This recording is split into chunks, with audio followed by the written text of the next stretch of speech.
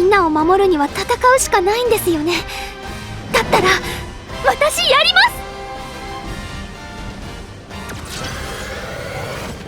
す。超高乙女ギガンティックローチェ大出撃ランドソル爆発 4.1 秒前。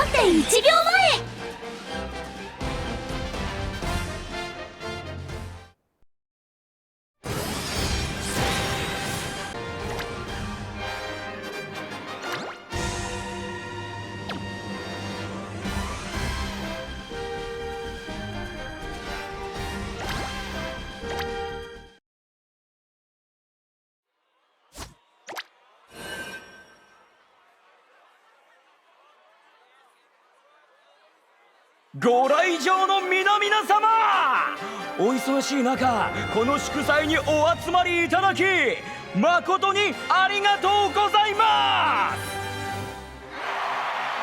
す。会場も温まってるところで早速本日の主役をご紹介いたしましょう。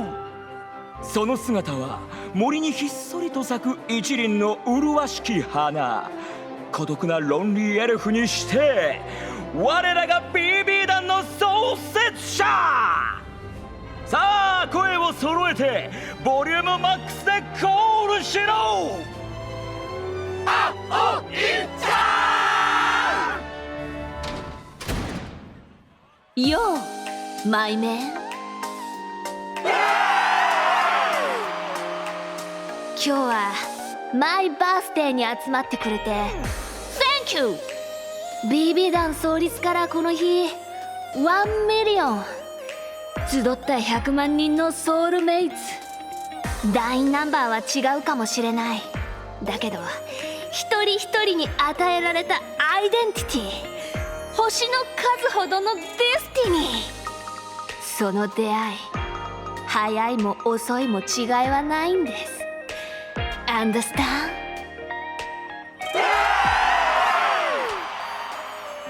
せっかくのアニバーサリーデー、みんなでバイブスぶち上げて楽しんでいこうぜ。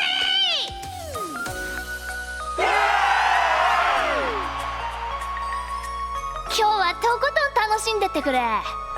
Thank you。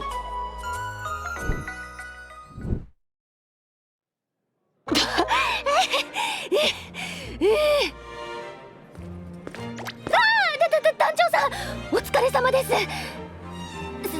タッフの人にここは一発葵さんのカリスマでバシッと決めてくださいって言われたのであんな感じにしちゃいましたけど、大丈夫でしたかね。そうですか、よかった。それにしたってとうとう BB 団も100万人ですよ。100万人。まさか団員の皆さんと一緒にこんな大きな会場でお祝いできるなんて。そんな、そうですかね。葵さん、そろそろ次の出番です。もうですか。人気者って休んでもいられないんですね。それじゃあ行ってきます。団長さんもパーティー楽しんでくださいね。あと私の出番が終わったら2人でゆっくりしましょう。約束ですよ。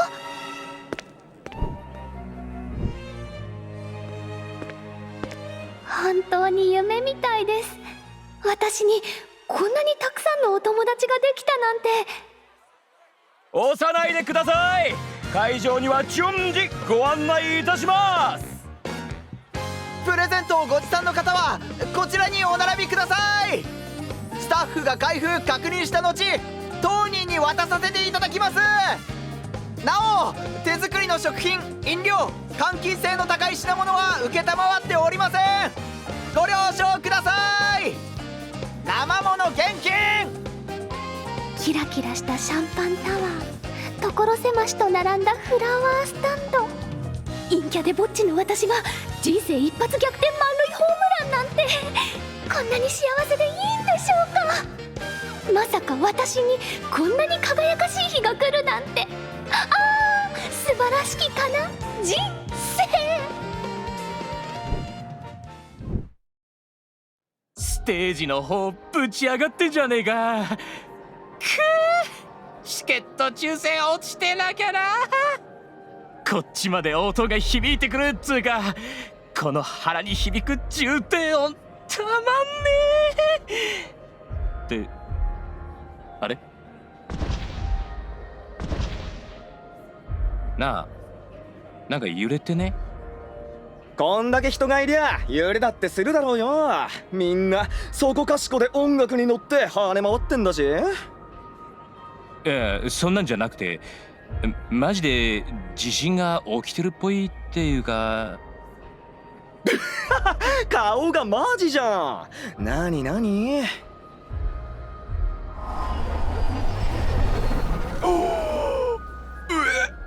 あれやばくね。なんか光ってんですけど。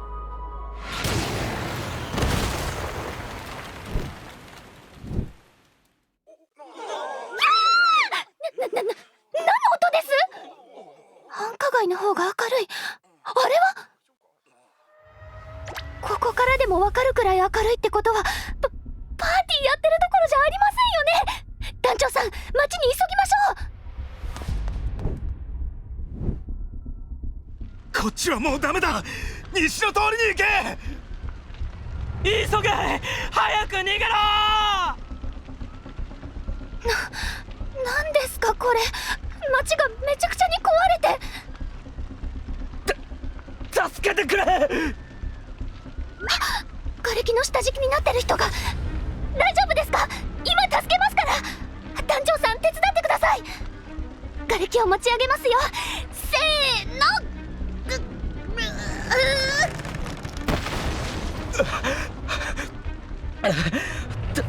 助かった。急に爆発が起きて火の海に。あんたたちも逃げた方がいい。ここはもう。いいえ、他にも逃げ遅れた人を探しに行きます。足は動きますね。早く安全な場所に。早く。後ろ。後ろ？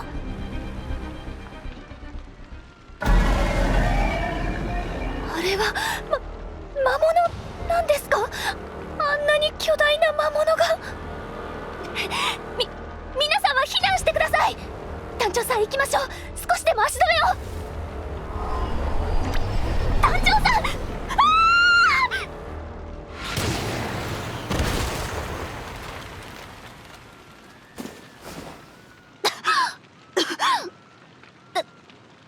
長さん、無事ですか？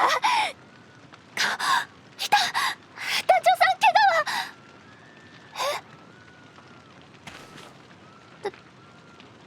団長さん、返事をしてください。団長さ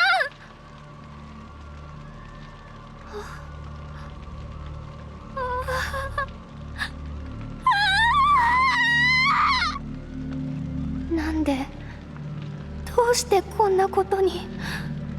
こんな光景、夢であってほしい。きっと夢だ。だってこんないい日にこんな悪いことが起きるはずがないですよね。だから悪夢なら早く目が覚めてください。そうすればきっと団長さんだって生き。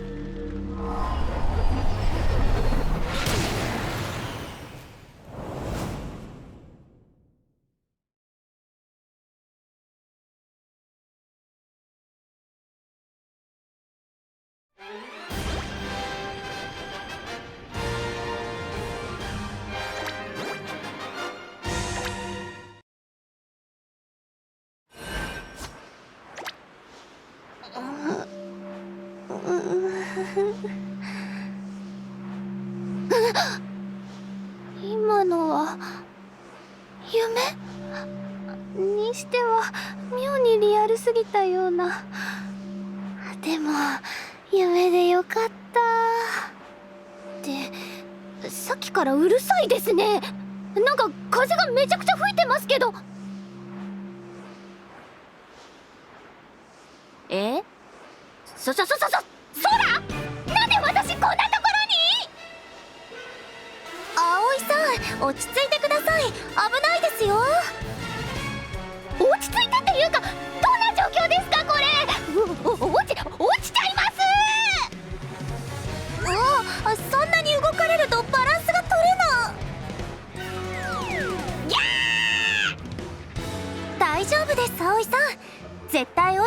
内をがっちり結びつけてありますから。ポポおじいさんのドッキングシステムおんぶマーク2で、ほら真っ逆さまになってもこの通りバッチリ安全です。このおんぶ紐が安全なのは分かりましたから、一旦元の姿勢に戻ってください。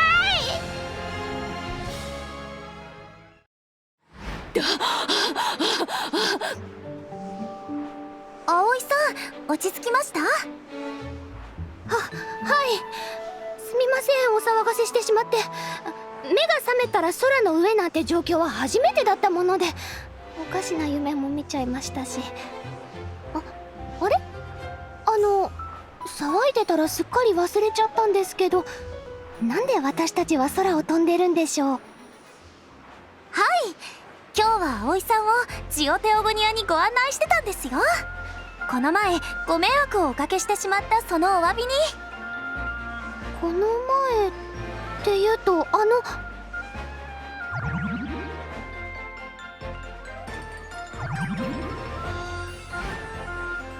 い、その説は本当にごめんなさい。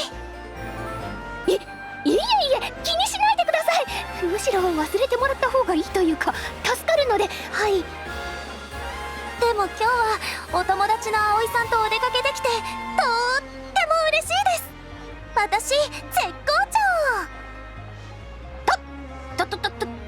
友達？はい、お友達ですよ。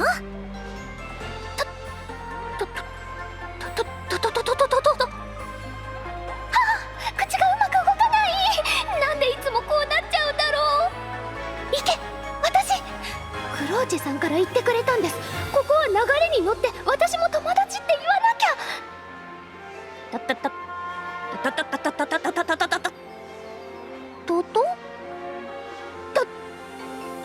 とりあえず保留でお願いしてもよろしいでしょうか？保留ですか？私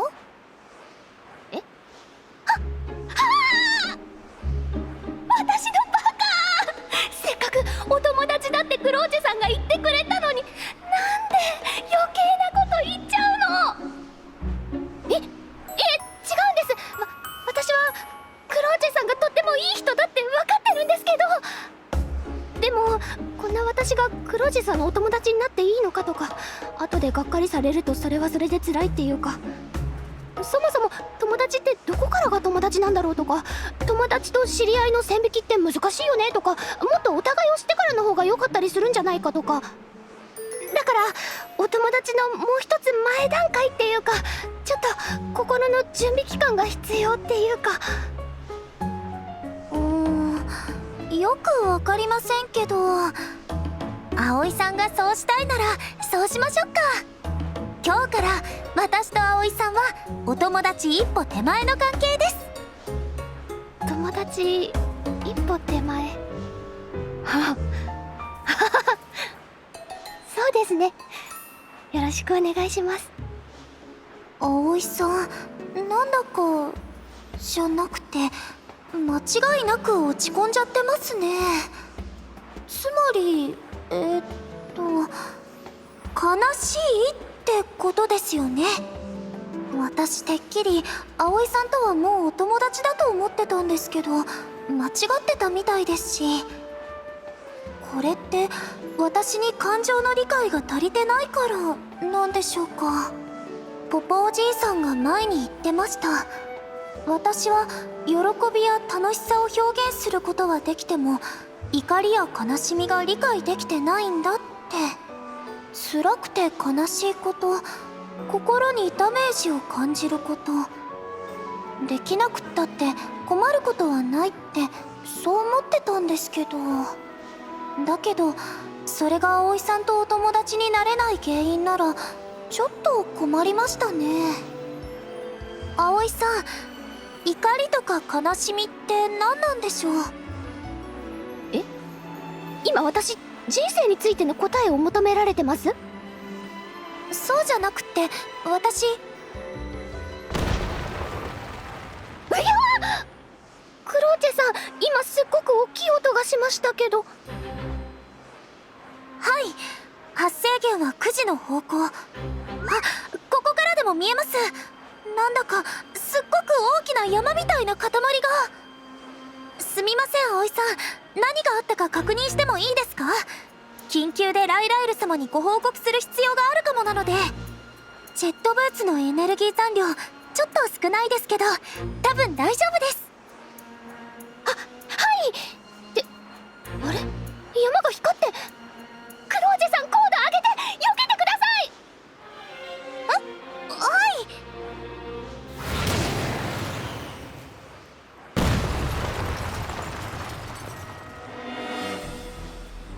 うわ、何かビゴーってすっごい光線みたいなので平原がこんがりキャラメリゼです。うわわ、本当です。マシュマロを焚き火で炙ったような甘い匂いが美味しそうで。そうじゃありません。クロジェさん、何なんですかあれ。ジオテオゴニアってこんなアトラクションもあるんですか？私だって知りませんよ。あんな大きいの昨日までいませんでしたから。これはお散歩どころじゃないですね。ごめんなさい葵さん、エネルギー温存のために緊急着陸します。ひゃー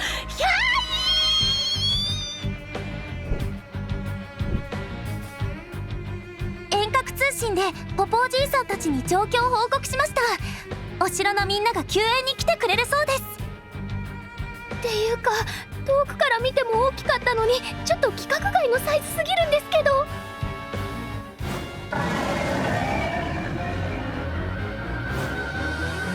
あれ確かジオゲヘナの魔物ですよね。それがなんでジオテオゴニアにいるんですか？ああ、せめて団長さんがいてくれたら。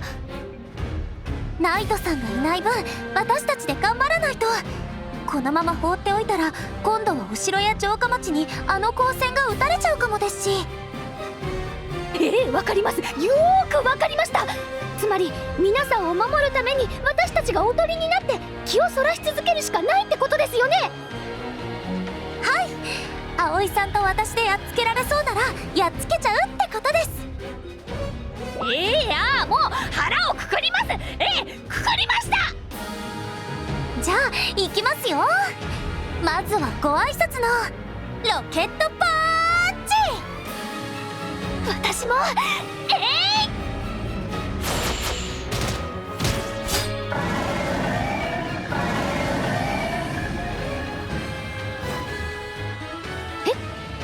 全然聞いてない。このゲドジオゲヘナで見たのよりずっと強い。それだけじゃ。葵さん危ない。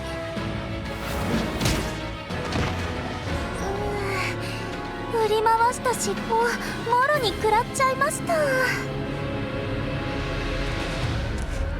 ージェさん、すみません、大丈夫ですか？私頑丈なのが取り柄ですから。だけど無事でもないですね。今のでブースターがダメになっちゃいました。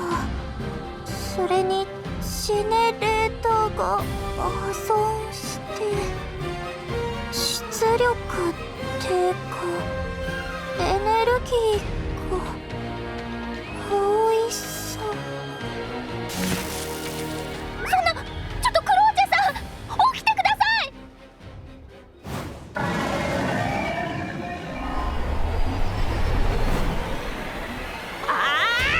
なんか光線のチャージ始めちゃってますし。とりあえず逃げなきゃ。直撃しなくても光線の衝撃で2人とも飛ばされちゃう。クローチェさん重すぎ。そっか、オートマトンだから金属の体なんですよね。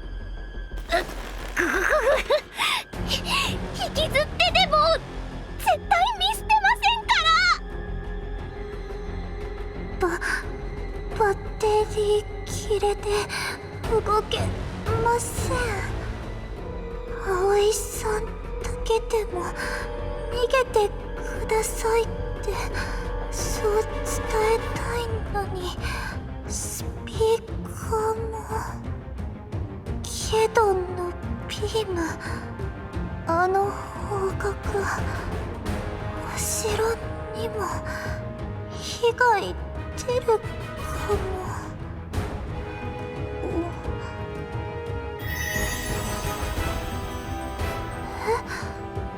おんぶ紐から少しだけエネルギーが。そっか、ポポおじいさんがおんぶを改装して動力を外部接続式にしてくれたんですっけ。このエネルギーと記憶保持用の予備バッテリーを使えばなんとか一度だけ動けそうです。町のみんなを、葵さんを守るには。クローチェさん、気がついたんですか？声が出せない。スピーカーが断線しちゃってますね。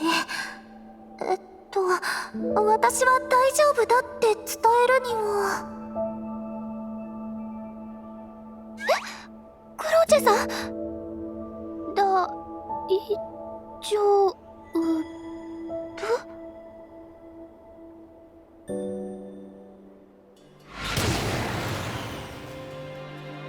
みんなに被害を出さないように光線の方向を変えないと。あの魔物さんの顎元を思いっきり全力でフルブーストのロケットアッパーカ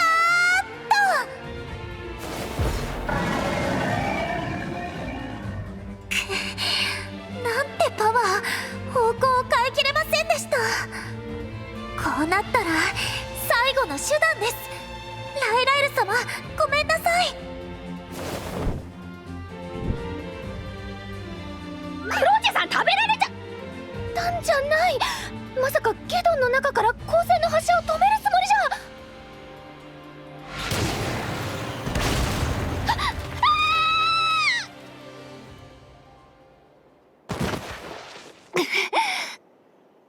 クローチェさん。白雷夜天。ダメ、意識が。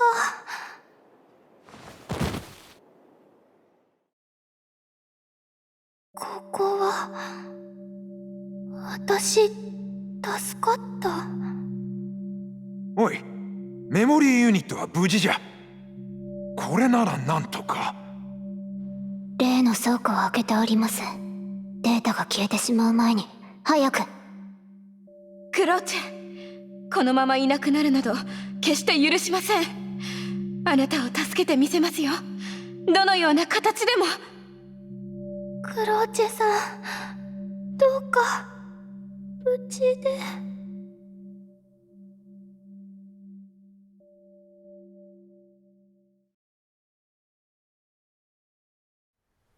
フォレスティエの葵と申したな。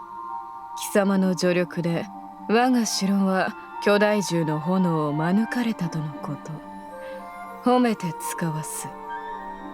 ありがとうございます。それでこの格好は何なんでしょう。おお、よく似合っておるな。サイズもぴったりですね。調整した甲斐がありました。そう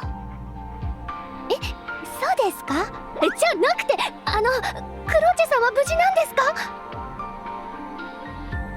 その件についてだが、もろもろの説明は省き、端的に言おう。葵、クローチェに乗れ。はい？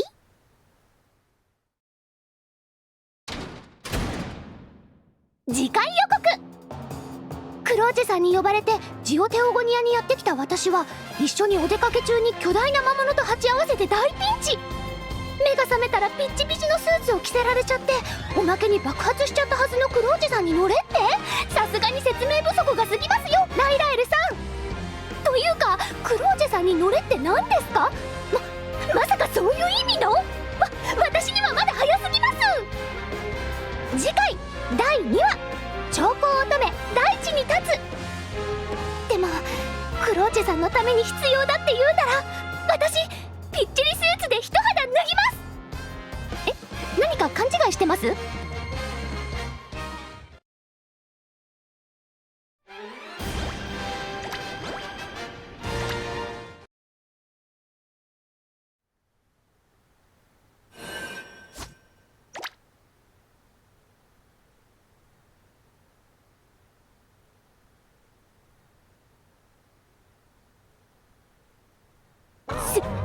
すみません、神様、天使様、ライラエル様、発言の許可をいただいてもよろしいですか？許す。ありがとうございます。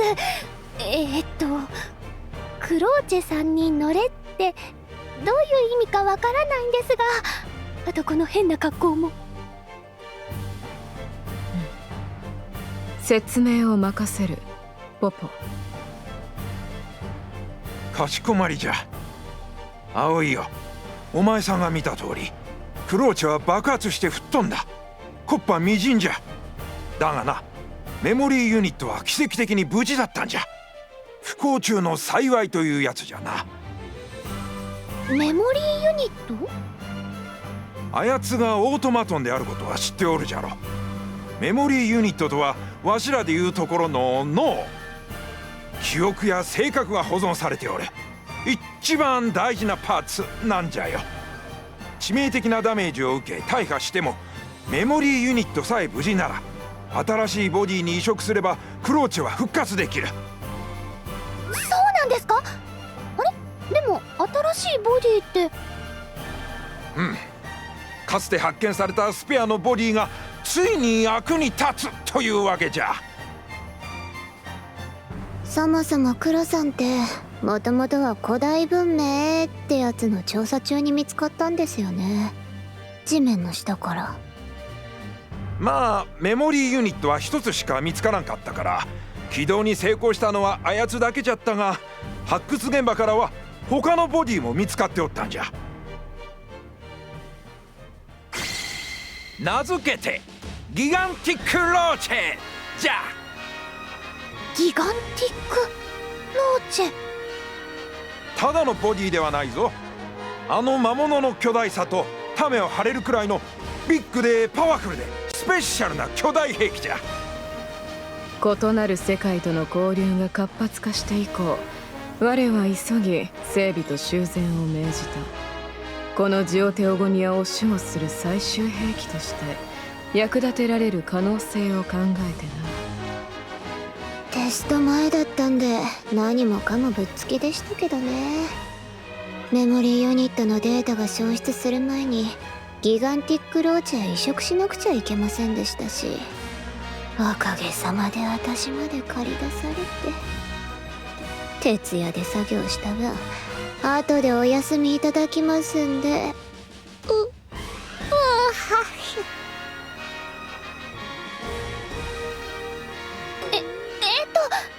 ならクローチェさんは無事なんですね。それが目を覚まさんのじゃ。信号応答も問題なし、破損した回路も全て修繕したはずなんじゃが。まああのボディちょっとっていうかだいぶ訳ありなんで、そもそも古代文明ってのもまだ全然未解明ですし。そんなクローチェさん。そこでじゃ葵、お前さんの力を借りたい。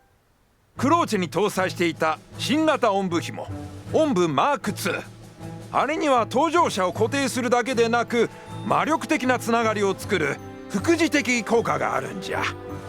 もともとは急なエネルギー切れに対処するためのものじゃったが、その時の魔力的なつながりがメモリを移した今でも残っておる。そんなお前さんの呼びかけなら反応するかもしれん。でも私なんかが。躊躇も拒絶も許さぬ。我がオートマトンを一刻も早く目覚めさせねば巨大獣からジオテオゴニアを守りきれん。まったく業腹なことよ。それじゃあの魔物はまだ。我が真意の雷を落とし足止めをしたに過ぎん。があれほど打ち込んでも撃滅に至らぬとは不届きな。雷で麻痺しちゃってる今のうちに可能な限り調査は進めてますが、まだ弱点なんかはわからないんで、ジオゲヘナのあのゲドンと同種にしては不自然ってことくらいしか。ライラエル様の雷でも死なない魔物にゲートの普通、一体何が起きてるんでしょうね。ゲートさえ使えたら救援を呼ぶなりやりようがあったのに。じゃあ誰にも助けを求められないってことですか？つまり今ここにいる人だけであの魔物をどうにかしなくちゃいけないってことなんですか？そういうことになりますね。こっちの世界にお呼び立てした上で大変申し訳ないんですが、おまけに眠ってるクロさんのギガンティックなボディにチャージするため、ライラエル様も今は動けませんし。だからどうしても目覚めさせねばならん。クローチェのメモリーを、そしてギガンティックローチェをの。それがわしらに持てる最後の手段だからじゃ。じゃあこのスーツはクローチェさんに乗れっていうのは。そうじゃ、葵よ。今からお前がギガンティックローチェのパイロットじゃ。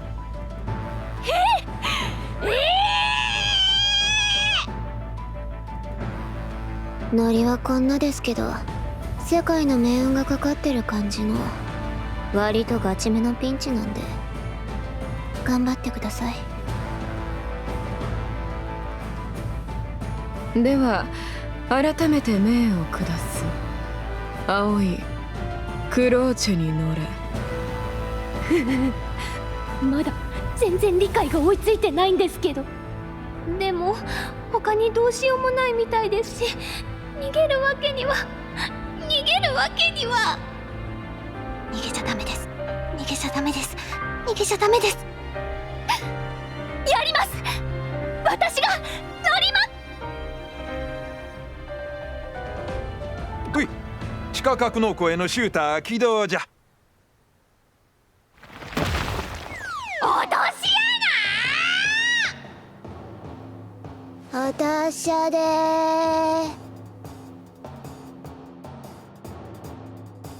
パイロット、聞こえるか？はい。落っこちたショックでお尻痛いですけど。大したことはなかろう。各種信号はこちらでもモニターしておるから安心せい。そういえば強所恐怖症だったりはせんか？いえ大丈夫です。むしろ手狭な方がぼっち的には落ち着くって言いますか。承知した。起動プロセスは実行中じゃ。そのままクローチェに呼びかけてくれ。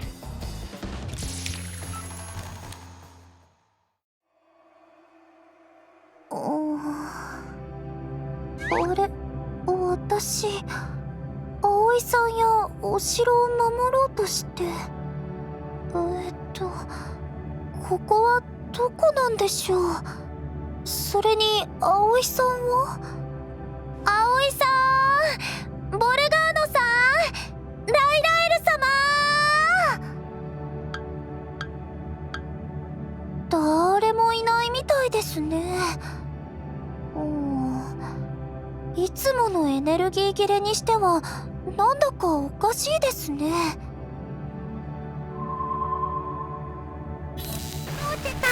聞こえますか？この声、葵さん？聞こえてたら反応。葵さん、聞こえてますよ。もしもーし。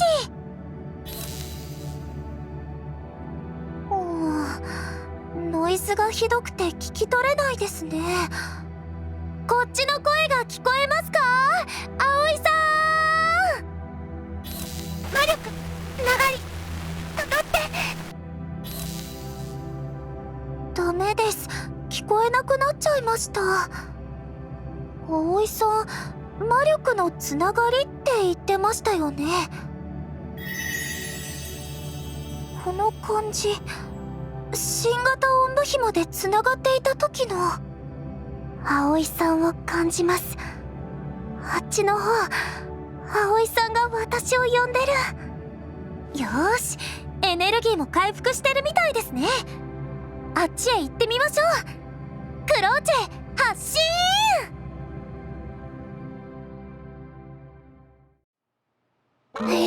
次は何を話せばいいのかな。時効の挨拶も天気の話もしちゃったし、好きな食べ物って私のことばっかり話しちゃってますね。思えば私クローチェさんのことまだ何にも知らないんですね。メモリーユニットに変化なしか。別のアプローチを考えるべきかの。待ってください。休眠中のゲドン体内に高エネルギー反応。まずいぞ。今町や城を襲われたらひとたまりもないわい。クローチェさん、起きてください。このままじゃ大変なことになっちゃいます。かばってもらったお礼もちゃんと言えてませんし、まだこっちの世界の案内だってちゃんとしてもらってません。このままお別れなんて私絶対嫌です。だってクローチェさんが言ってくれたんですよ。私を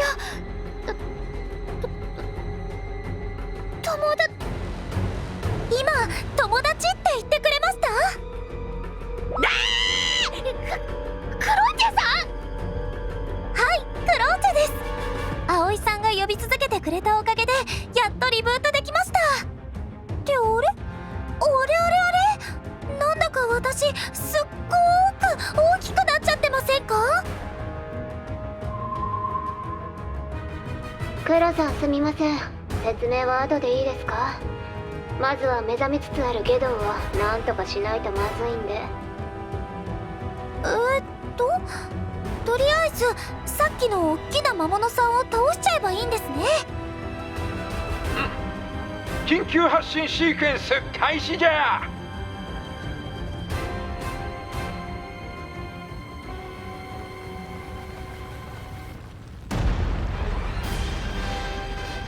ねえポポジ、私の目の錯覚じゃないですよね。なんかお城が真っ二つに割れ始めたんですが、姉さん泡吹いて倒れそうになってるんですけど。こんなこともあろうかと用意しといた緊急発進システムじゃ。何せ事態は一刻を争うわけじゃし、城の地下格納庫から出撃するにはこれが最短じゃからの。なるほど、理にかなってますね。その改造工事が無許可で行われてなければもっと良かったんですが。いつの間に我が居城をこのような発信基地としたのか、後ほど話してもらおうか。青いクローチェ、準備はできたか？ギガンティクローチェ発進じゃ。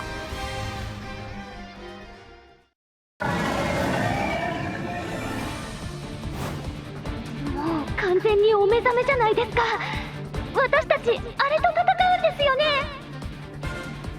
はい、前はやられちゃいましたけど、今回は私も大きくなってパワーアップしてますから。やるしかないですよね。クローチェさん、息を合わせて戦いましょう。いきますよ。あれ？体がすっごく重たいです。大きいボディはそれだけ完成が乗るのにも時間がかかる。いつもの体と勝手が違うことを忘れてはいかんぞ。ちょっとクローチェさん、そんな無防備に言ったら。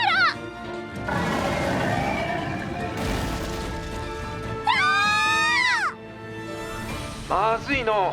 初戦闘で70運転もしてないとはいえ、パイロットの操縦と機体の挙動がまるで噛み合っておらん。走行の厚さに助けられとるが防戦一方じゃ。でもここで私たちが倒さないとジオテオゴニアの皆さんがピンチなんですよね。おっとっと。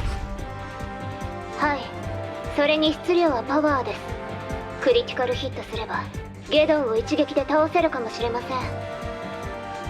でも私だって皆さんを守りたいですけど、乗るのも初めてなら操縦だって初めてなんですよ。ぶっつけ本番でクリティカルなんてそんな無茶な。葵さん、それです。ぶっつけです。はい。腕や足の操作が追いつかなくても全力で突進するだけなら操作も簡単にできると思います。葵さんのサポートがあれば。それって体当たりするってことですか？はい、名付けて全身ロケットパンチ作戦です。この走行の硬さなら何度でもぶつかり放題なので。他に手はないんですよね。わかりました。やります。やってやりますよ。いきますよ、葵さん。せーの、全身ロケットパンチ。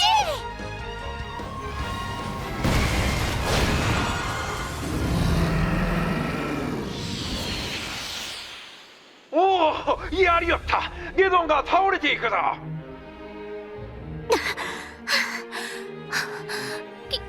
消えた。倒したんですか？なんだかあっけなかった気もしますけど、ライラエルさんが弱らせてくれてたから。やったやりましたよ、葵さん。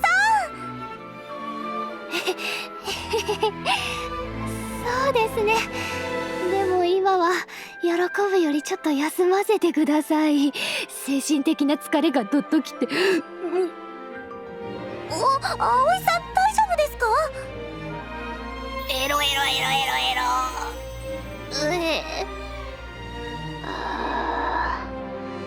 そっちからの音声切っときますね。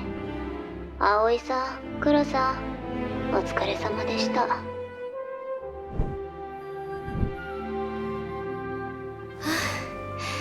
ひとまず事態は収拾したようですね。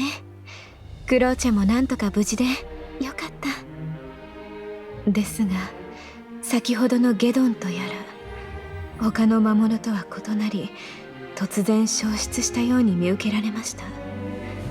単なる魔物なら私の雷撃でとうに倒せたはず。ゲートのこともありますし、何者かの悪意を。黒幕がいるような気配を感じます。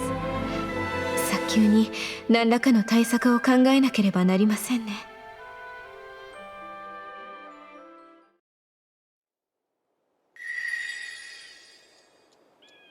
回収完了。まさかこの世界にもあんな代物があるなんて。これは計画に修正が必要ね。あれほどの力ならもしかして救世主になれるかもしれない。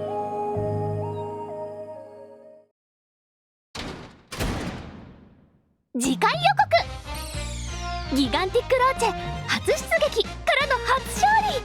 危険なゲドンを倒せてまずは一安心です。でも初ってことはまだまだ続くんですか、この戦い。そんな私たちを見つめる謎の人影。やだ、もしかして私のファンですか？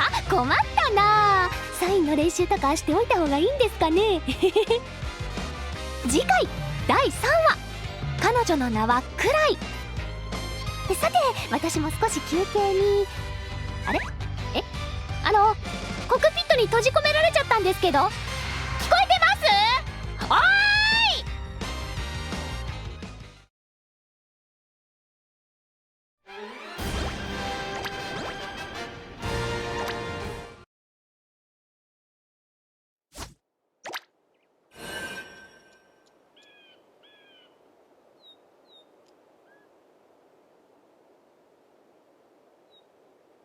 ここから出してください。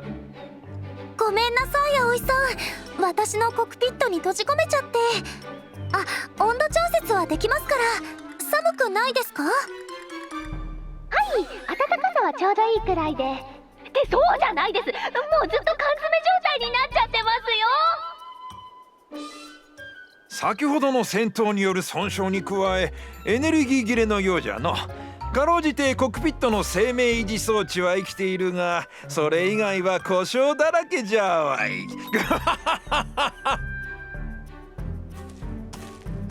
笑ってる場合じゃないですってパパジー。ギガンティックローチェの整備用ベースキャンプ設営完了です。ってわけでもうそろそろお城に帰りたいんですけど。残念じゃがそうはいかんぞい。ライラエル様に許可を取っておるからの。しばらくはわしの手伝いじゃ。ジョッシュよろしく頼むぞ。メンテナンスよろしくお願いします。ポポおじいさん、ブルムちゃ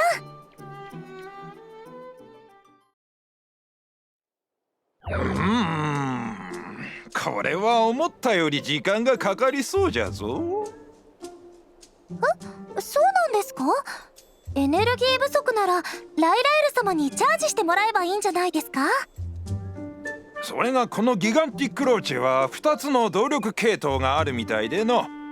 一つは雷のエネルギー。こっちはお前さんの言う通りライラエル様にお願いすればなんとかなるじゃろう。がもう一つ謎の動力系統が仕込まれておるようじゃ。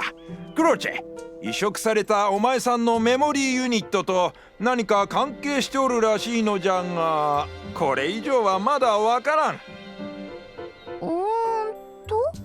ひょっとして私が葵さんを閉じ込めちゃってるってことですか？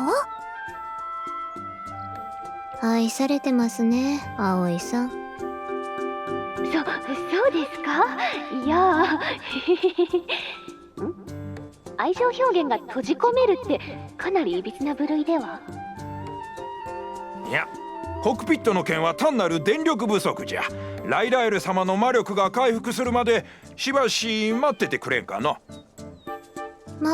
動作不良の他にも考えるべきことはいろいろありますよね。そもそもジオゲヘナの魔物であるゲドンがなんでジオテオゴニアに現れたのかとか。わしはジオゲヘナには行ったことがないが、ライラエル様でも手こずるほどの魔物なのかの、ゲドンとやらは。確かにジオゲヘナの魔物でも強い方だったと思いますけど、ライラエルさんが本気を出したら倒せないってほどじゃ。そうですね。そもそもあの大きさの魔物が野良ゲートを通ってくるなんて今までなかったですし、ついでに言うならあのゲドンが現れたあたりからランドセルのゲートもジオゲヘナのゲートも開けなくなっちゃってるんですよね。強いゲドンに開かないゲート、何か関係があるんでしょうか？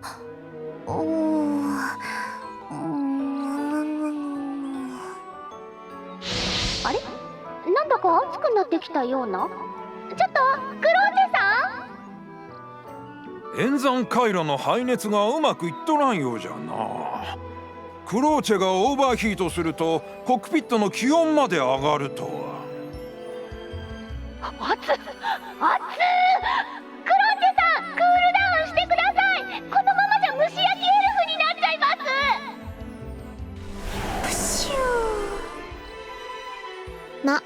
考えるのは後にして修理の続きといきましょうか。今これ以上熱暴走してると葵さんが24時間耐久サウナする羽目になりそうですし。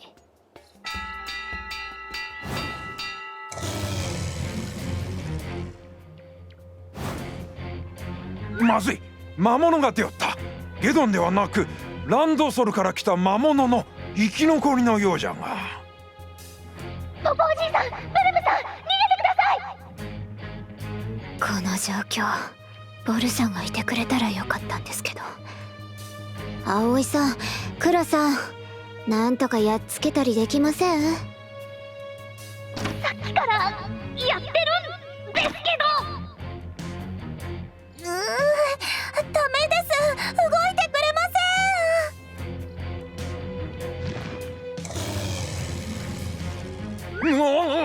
ん。魔物どもめ、来るでない。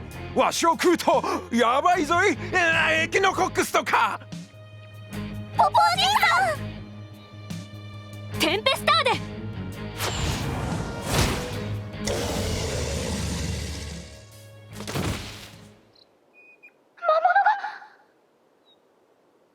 ポポじい、無事。あれあれ、腰が抜けたわい。よかった。もっと大きな魔物だったら危なかったわね。あなたは。ちょっと待ってて。先にあなたをそこから出すわ。機体に近づくけど問題ないわよね。はい。この方のハッチね。ならここに非常レバーが。わーい、出られました？その弓矢、さっきはお前さんが助けてくれたのか。すまんのう、恩に着るわい。私からもありがとうございます。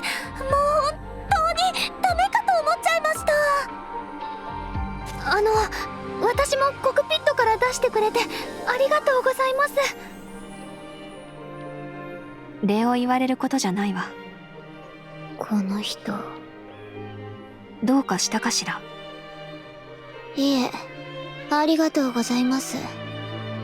それにしてもどうしてハッチの開け方を？私も似た機体を知っているの。それにあなたたちに足りないものもね。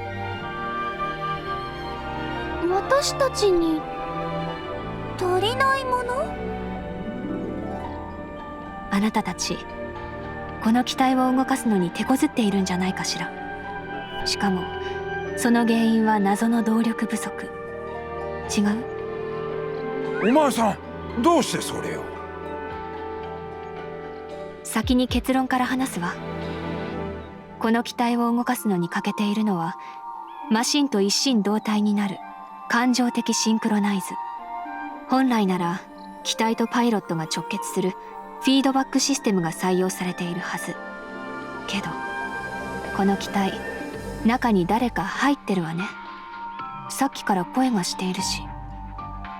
それって私のことですか？ええ。本来ならパイロットが機体とシンクロすべきところをあなたが間に入ったことでさらに一段階難しくなっているの。いわば二人羽織で機体を動かしているようなもの。片方がずれれば指一本まともに動かせない。そうか、それでさっきはうまく動かせなかったんだ。あなたたちに必要なのは寸分たがわない意思疎通。言わずとも伝わる距離感ゼロの友情を培うこと。あなた何者ですか？こちらの事情に随分と詳しいようですけれど。言ったでしょ。私が詳しいのはこの機体について。あなたたちのプロフィールはよく知らない。いえ、訂正するわ。葵、あなたのことだけはよく知っている。私？どこかでお会いしたことありましたっけ？いいえ、初対面よ。でもずっと会ってみたかった。それでお姉さんはどちらさんなんでしょう？よく聞いてくれたわね。私は今の世界よりもずっと未来から来たタイムリーパー。そしてタイムリーパー？そこのオートマトンのお嬢さんにも関わる超文明の末裔にして。超文明ですか？この時代に現れた巨大な異常個体の魔物。怪獣による世界の滅亡を防ぐためにやってきた調査員。うさんくさ。私の名はクライ。未来からやってきたオカルトハンタークライよ。そして葵。いいえ、ご先祖様。あなたの遠い子孫ってことになるかしら。本当ですか？全部嘘って言ったらどうする？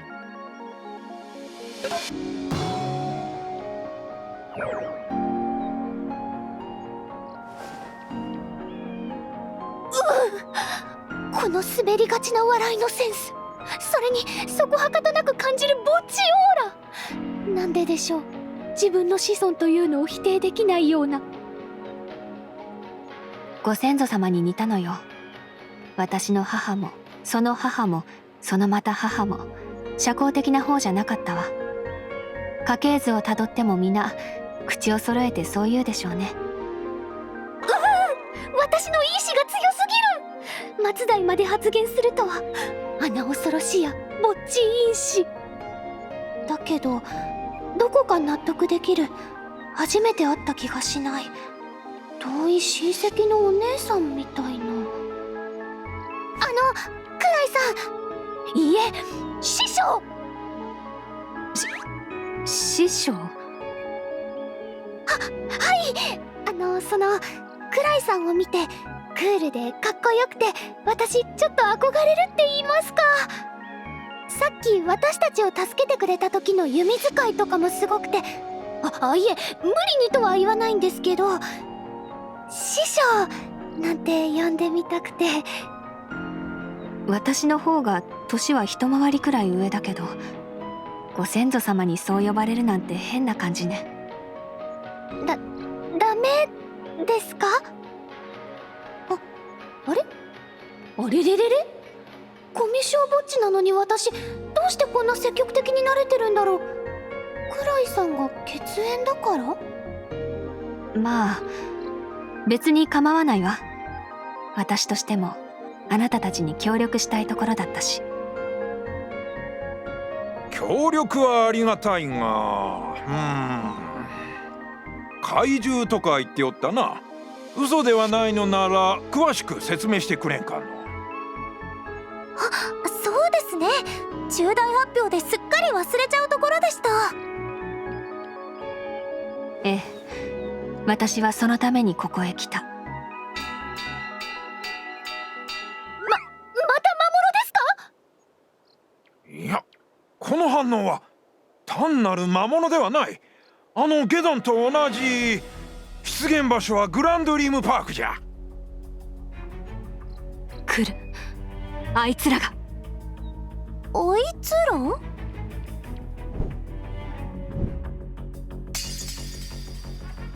なあ、空に何か亀裂が走ってないか？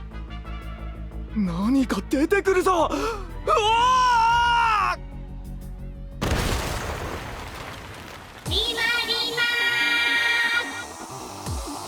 ジェル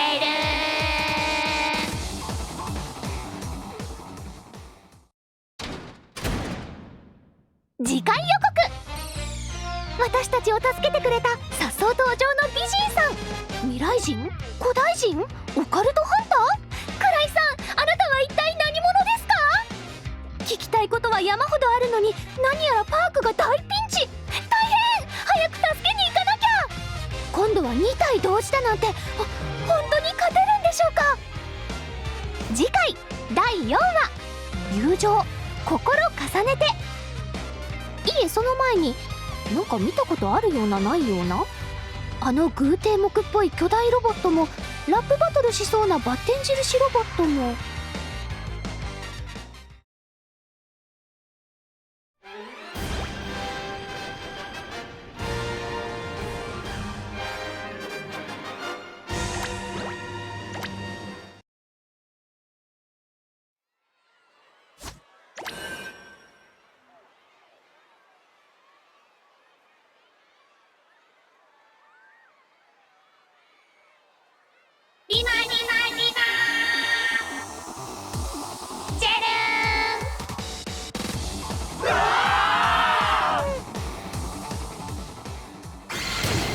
そこまでです。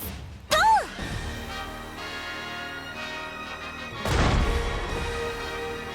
そこの2人、いえ2体、これ以上の無法は許しません。パークにいる皆さんは直ちに避難を。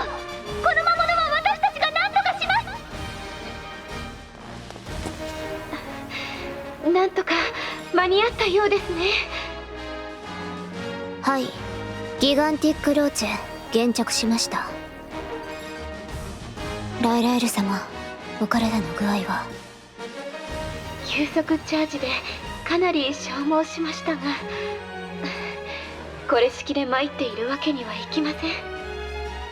しかも敵は2体の様子、私も加勢できればよいのですが。敵にこうもポンポン出てこられては次なる不測の事態に備えておく必要がありますじゃろう。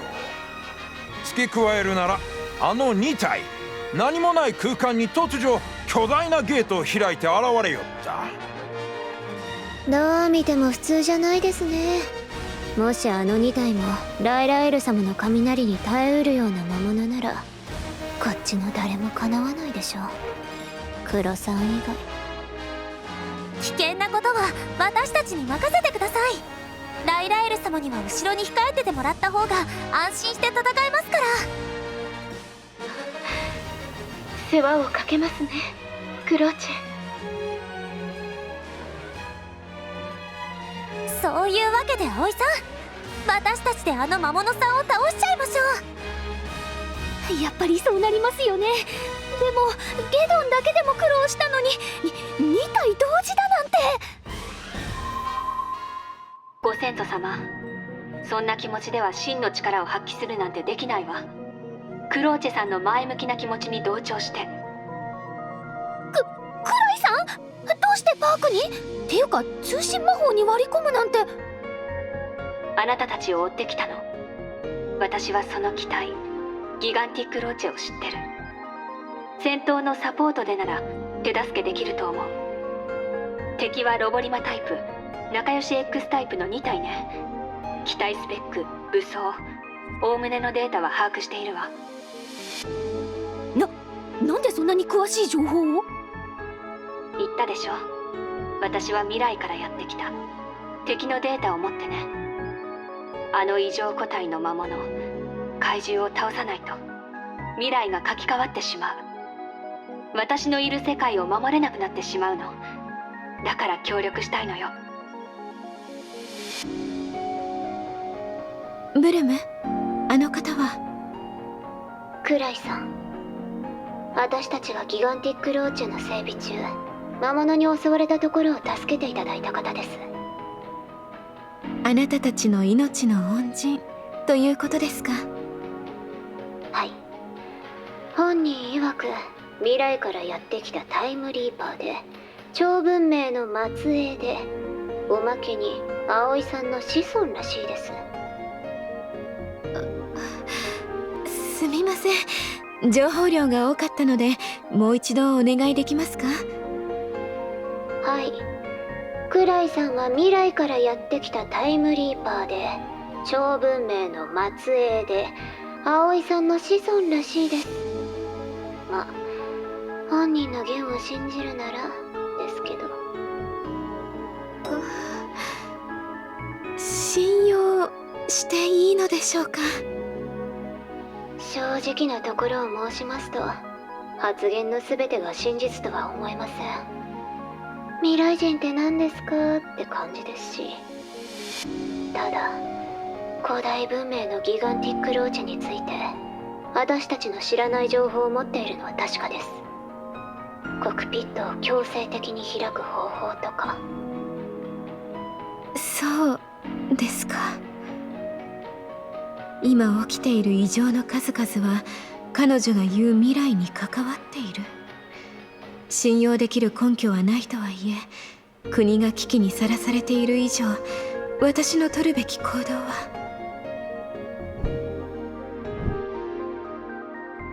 くらいとおっしゃいましたね。あなたの申し出、ありがたく受けさせていただきます。ということで、話は聞いてたわね、二人とも。要はクライさんの情報をもとにあの魔物怪獣さを倒しちゃえばいいんですよね。ええ、これ以上被害が拡大しないよう速やかに撃破しましょう。まずロボリマタイプは近距離用のロボリマソードと中遠距離用の誘導弾を装備したバランスの取れた機械銃よ。メタルメタモルアップル補充による一時的なパワーアップに気をつけて。できればその前に決着をつけたいところね。だったらまずはロボリマさんを倒す方が良さそうですね。そう言いたいのは山々だけれど、先に狙うべきは仲良し X タイプよ。装甲の厚さ、強力な手法も備えているわ。砲線を仕掛けてくる相手から潰すのが正攻法。敵が2体で現れた以上連携を図ってくると考えた方がいいわ。それと精神攻撃には注意して。前にコテンパンのケチョンケチョンで言われた言葉のトゲが抜けないところに引っかかって、忘れてねえよなって存在をアピールしてきます。その通り、どんなに優れた人間でも動揺させられれば能力は発揮できない。奴の口車に乗っちゃダメよ。落ち着いて戦ってちょうだい。みんなを守るには戦うしかないんですよね。だったら私やります。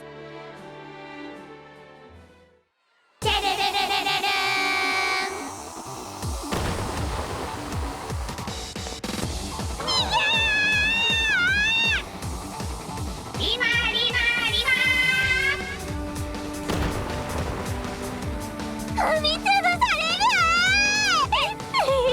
パークに遊びに来ただけでなんでこんな目に。ギガンティックパンチ。今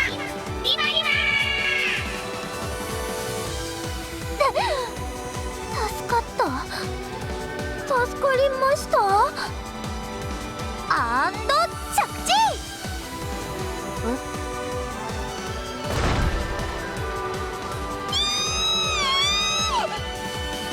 あれ、こうちゃんさんの声が聞こえたような。クローチェさん、足元に鳳凰さんが。本当です。ほうちゃんさん、ご無事ですか？無事ですかじゃないです。ぺったんこの鳥せんべいになるとこでしたよ。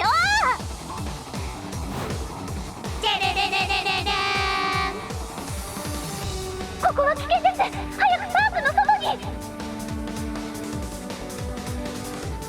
まだパークの中に他にも人が。みんなの避難経路を確保しないと。2体とも敵をなるべく人のいないところ、パーク奥地に押し込んで。了解です。敵機体確認。おしゃべり機能による精神攻撃を実行。目標クローチェ。おいおいおいおい、ただでさえスレスレなトンチキオートマトンが巨大ロボはねえだろ。世界観のキャパ超えてんじゃね。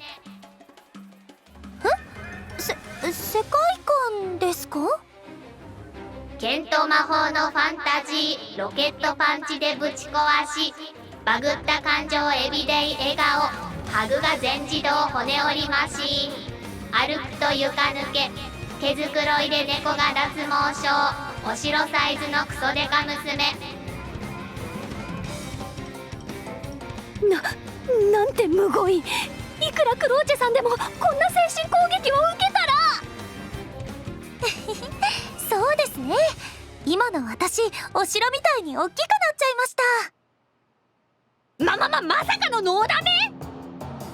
クロさん、究極のポジティブシンキングなんで、そういう方向の体制は無敵に近いっていうか。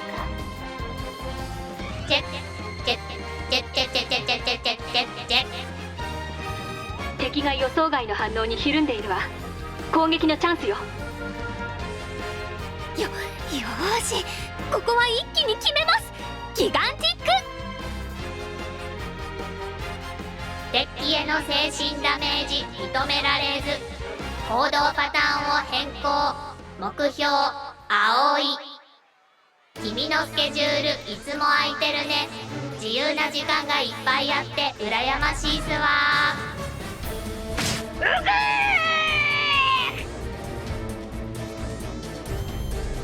葵さん、あれ、体が動く。まずい。うまくいってた感情のシンクロが途切れ始めた。葵さん、ポジティブシンキングよ。自信を持って。自信を持てって言われても、それができたら長年ぼっちなんてやって。昼は優雅にソロランチ。その実相手がいないだけ。友達とやりたいことだらけ。誘いはパニクリお断り。ファッションぼっちがアイデンティティ。なくなりゃ単なる内気娘。麦わー、ぼっちメンタルにクリティカルヒットー。リバーリバーリバああ、私にもクリティカルヒットですよ。操縦がおぼつかないところへの波状攻撃。こっちの弱点をついてくるなんて。機体エネルギー低下。このままではまずいぞい。私なんて部屋の隅っこでミジンコみたいに縮こまってればいいんです。ミジンコの方がよっぽど生きるにふさわしい。葵さん、聞いてください。今言われたのって全部葵さんのいいところじゃないですか？一人の方が行きやすい場所だってありますし、お友達とやりたいことがあるっていうのは、それだけ夢がいっぱいあるってことです。いや、いくらなんでもその解釈は無理ありません。そんなことないです。もう一度仲良し X さんの言葉をよく聞いてみましょー。一人で充実したライフプラン。時間が余って多趣味極める。披露する機会はいつ。勇気出さなきゃ一生来ねえよ。来期に言い続ける今世。胸の内に隠した本音。ほら、今のだってみんなを誘って趣味を披露しようって葵さんを激励してくれてますし。言われてみれば前の仲良し X はもっとクリティカルヒットするというか、言葉の切れ味がいまいち違うような。やっぱりそうです。仲良し X さんは葵さんを伸ばそうとしてくれてるんですよ。ちょっと言い方は悪いかもですけど。そんなことはないかと思うんですが、でも確かによーく観察してみると声とか違う気もしますし、あの2体もしかして本物じゃないのかも。よーし、なんだかやれる気がしてきました。本物じゃないなら私たちが負ける道理はありません。敵が本物か偽物かの問題と、その敵が強いかどうかの問題は全く別だと思うんだけど。まあここで変なツッコミ入れるとまた葵さん落ち込みモードに入っちゃいそうなんで、黙っとくのが吉ですね。仲良し X さん、覚悟してもらいますよ。ぼっち突然の決意表明。やる気だけじゃ通用しねえぞ。口先だけなら誰でも言える。今のまんまじゃみんなのお荷物。だったらもっと成長してみせますパ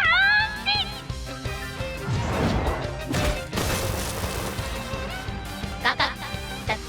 ダメージ確認。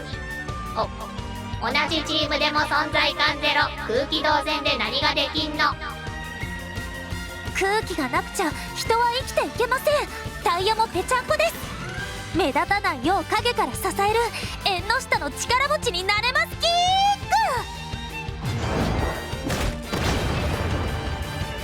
ク。損傷拡大。今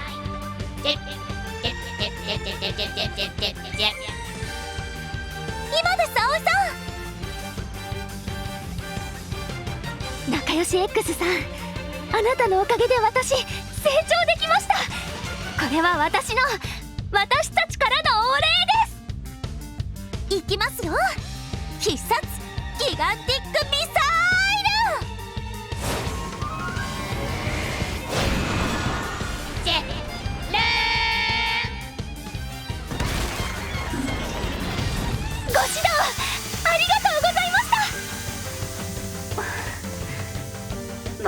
まあ倒せたし結果オーライかしら。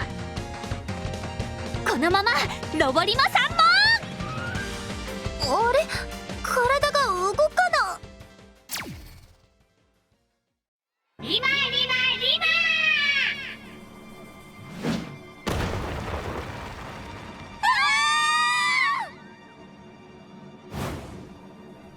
そんな、ここに来てエネルギー切れ。2人の感情シンクロで出力が向上した分だけエネルギー消費が激しくなったとでも言うの？ど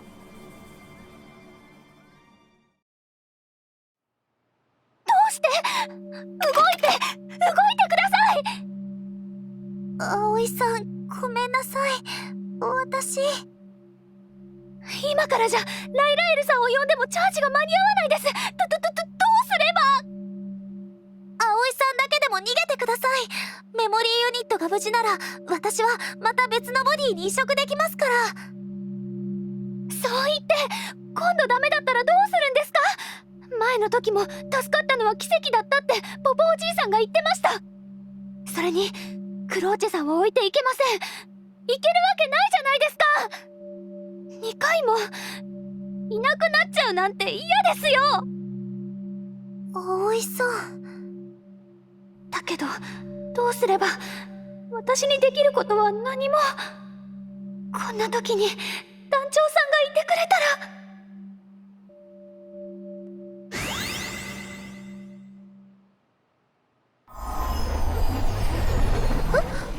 エネルギーが一気に回復して、この力、この温かさは。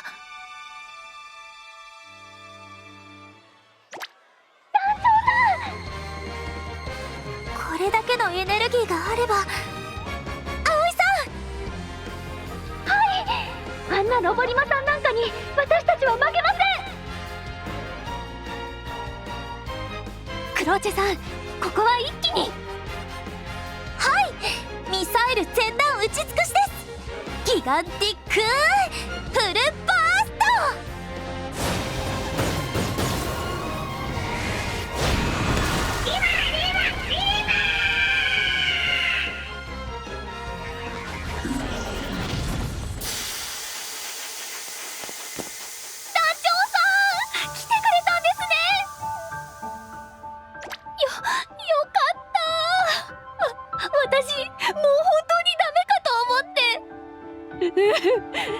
そうだ、団長さんに紹介しますね。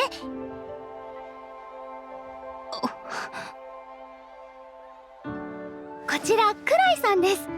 今の戦いに勝てたのもクライさんが手助けしてくれたおかげで。あなたが葵さんの言ってた BB 団の団長さんかしら。はじめまして。私の名はオカルトハンターのクライ。今は訳あって葵さんたちに力を貸しているの。そうなんです。クライさんはずっと未来から来たらしくって、超文明の末裔で、私の子孫らしくって。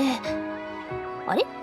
でも子孫ってことは私誰かと結婚して子供が生まれるってことですよね。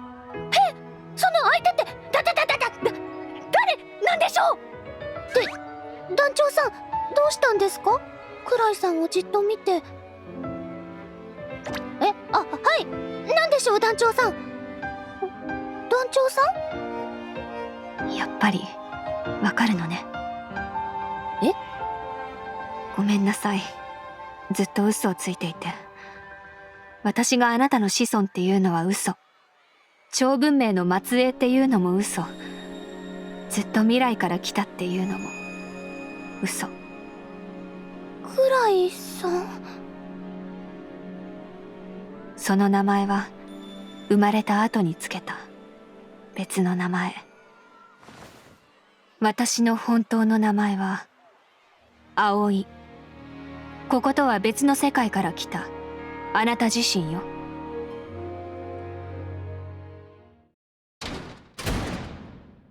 次回予告。師匠、クライさんの突然の告白にびっくり仰天。あなたが私で私があなた？一体何がどうなってるんですか？でもとりあえず立派な大人にはなれそうでよかった。ビバクールビューティー。た大人の私。だけどあれれ、師匠、なんでそんなに険しい顔を。次回第5話、赤い稲妻空飛ぶ長江乙女。私も大人になったらぼっち卒業できるのかな。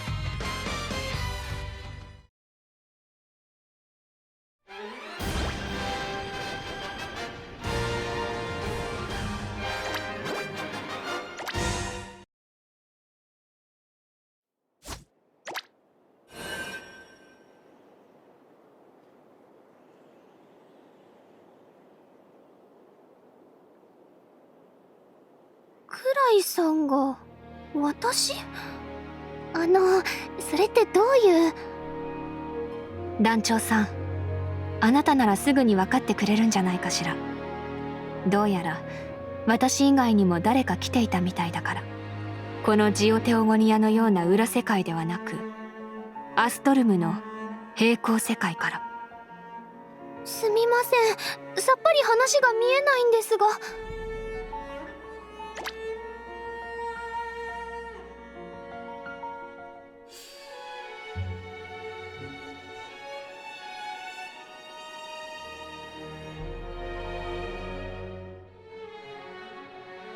つまりクライさんは違う世界の葵さんで、その管理者っていうすっごい力を持ってるんですか？ちょっと違うわね。私にはそんな力はないもの。おかげで赤い霧にも引っかからないみたいだし。ですが、こちらの世界のゲートを閉じてしまう程度の力はある。そうですよね、クライ。ライルさん、どうしてパークに、いえ、それよりもゲートを閉じてしまうって？これまでのことは全て偶然だと思っていました。いえ、そうであってほしかったというのが正しいですね。あなたが姿を見せた時期と怪獣が出現した時期の奇妙な一致、魔物に襲われた時狙ったように現れたこと、いきなり現れた怪獣への的確な対策、未来からやってきた。なるほど。それならどれほど情報を知り得たとしても矛盾しません。ですが、もう一つ、あなた自身が全てを仕組んでいた場合もまた、全部の情報を持ち得ていてもおかしくありません。国の為政者たるもの、人の前世を信じるだけではいられないのです。疑う目を向けて申し訳ありませんが。結果的にそれが大正解ってわけですね。まあ本当に未来からやってきたっていう可能性もちょっと面白そうではありましたけど、でもそこはまあどうでもいいとして、クライさん、なんでこのタイミングでゲートを開放したんです？そもそもどこまでがあなたの仕込みなんですか？全部よ。この怪獣騒ぎを起こしたのもゲートを閉じたのも全部だけど、それを語っても今は意味がない。待ってください、師匠！メテオロ、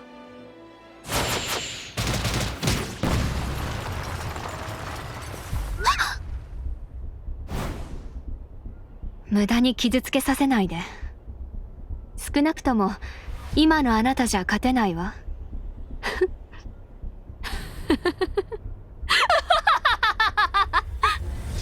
ああ、こんなにも心躍るものなのね。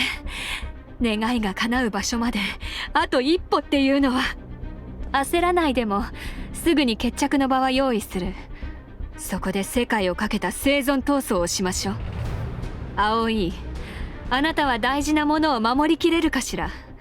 本気で戦わないと全部壊しちゃうから。師匠！センサーから消失？消えちゃいました。決着の場って言ってましたけど、一体どこで？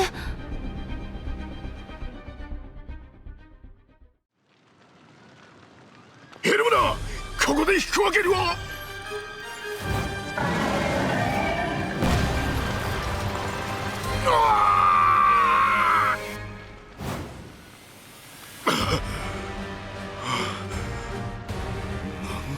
でかさだ。あれがジオテオゴニアに現れたっていう怪獣。町の外壁を紙切れみたいに壊しちまった。くそ、王城には近づけるな。付近の住民を避難させろ。ここで止まれない。止まることなんてできない。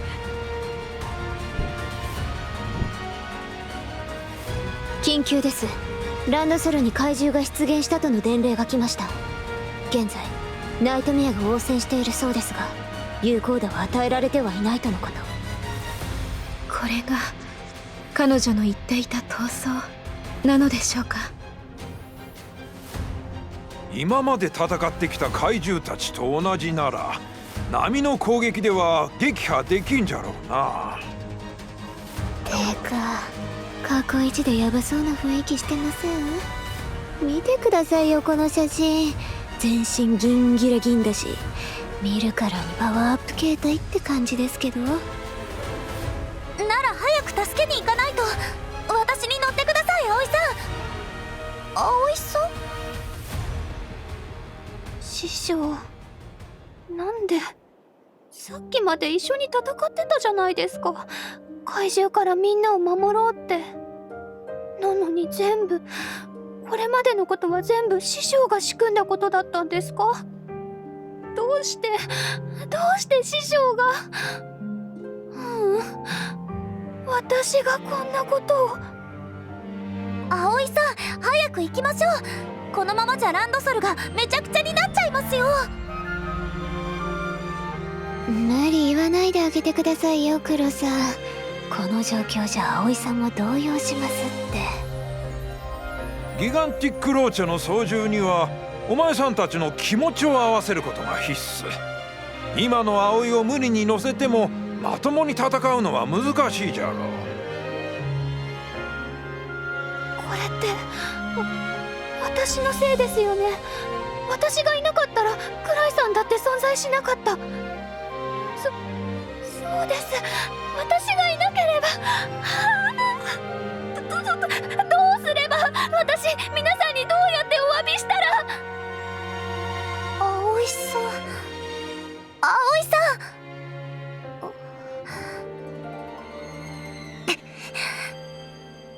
葵さんのバカ！しっかりしてください。クローチェさん。クローチェが怒ったのですか？初出撃の時、葵さん、私のことをお友達って呼んでくれましたよね。それはその場の勢いというか、なんというか。お友達は相手が間違った時怒るものだって聞きました。だから私も怒っちゃいます、葵さんに。葵さんがいなければなんて、そんなこと絶対にありません。私がこの体になった時、葵さんはずっと私を呼んでくれてました。いろんな話をしてくれました。例えばお友達を傷つけないよう話題を選びすぎて一言も喋れないままパーティーが終わった時の話とか、お友達の誕生日に手作りお菓子を渡そうとしたのに当日にアレルギーってして出せなくなっちゃった話とか、床屋さんが苦手なこととか、おトイレでお弁当食べたこととか、他にもいっぱい。もうやめてください。やらかした申し訳なさと恥ずかしさで涙とか油汗とか変な汁とかが全身から吹き出しちゃいます。葵さん、私知ってます。葵さんが理由もなく人を傷つけたりしない人だって。クライさんだって同じはずです。どれだけ変わっても葵さんなんですから。クローチェさん、きっと何か事情があると思うんです。だだから聞きに行きましょう。私と一緒に。は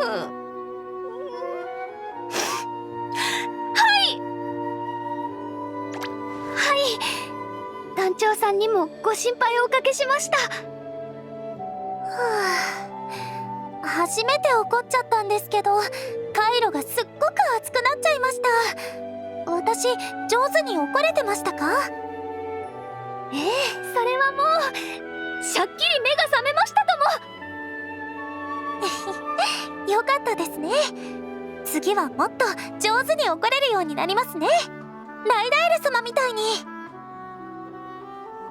仲良くしとるとこ悪いが、まだ解決しとらん問題があるぞ。ギガンティックローチェをどうやってランドソルに運ぶ？巨大兵器となったクローチェをランドソル、他国に対して送り込むこと自体は騎士の口添えさえあればペコリーヌ姫に許諾をいただけるかと思うのですが。いつもみたいにゲートにピョーンって飛び込めばいいんじゃないですか？今のクロさんが通れるくらい大きなゲートなんて私たちの魔法じゃ開けないですよ。どうしてそんなに大きくなっちゃったんですか？解体してパーツごとに運ぶか？いや、そんな悠長なことをしとる時間はないか。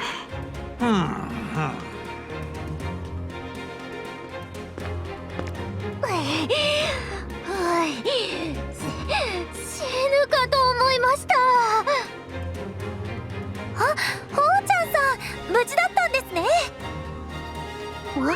皆さん、キースさんも助けてくれてどうもありがとうございます。大義でした。自慢の羽がほこりまみれですよ。せっかく心力が回復してきたのに。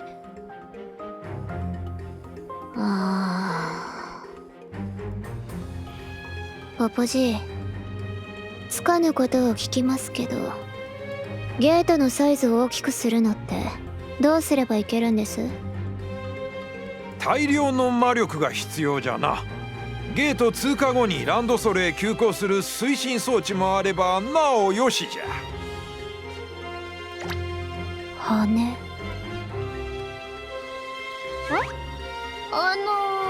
皆さん、どうして私へ熱い視線を注いでいるのでしょうか？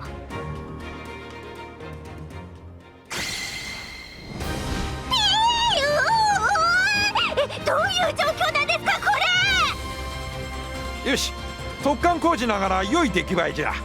その名もギガンティックローチェ with カレイドウィング。オーライオーライ。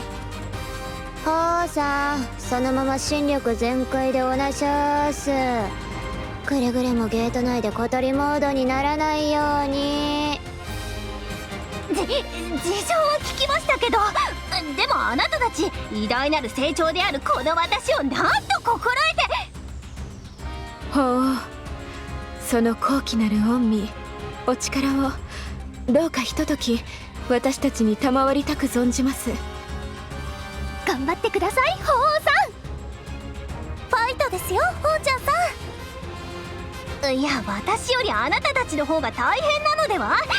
これから決戦に行くんですよね。なんでそんなに軽いノリなんですか？もうこうなりゃやけです。火事場の鳳凰力、その目にしっかり焼き付ける権利をあげます。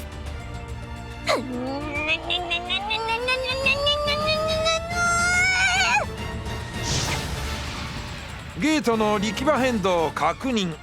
今じゃ。エネルギーフルチャージ。葵さん、いけます。了解。ギガンティックローチェ発進します。団長さん、先に行って待ってますから。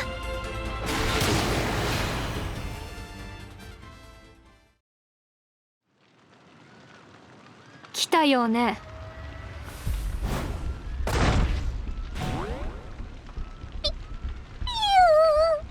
もう限界です。ほうちゃんさん、ありがとうございました。ここからは私たちに任せて師匠は一体何がしたいんですか？最初は私たちを助けて、なのに世界を壊そうとして。勝てば事情を話してもらえますね、師匠。ええ、勝てるなら周囲の住民には避難勧告を出しておいたわ。あなたたちが遠慮なく戦えるように。あなたたちが負けたら世界は終わり。少なくとも私を倒せる人間が来るより先にランドソルを破壊し尽くすわ。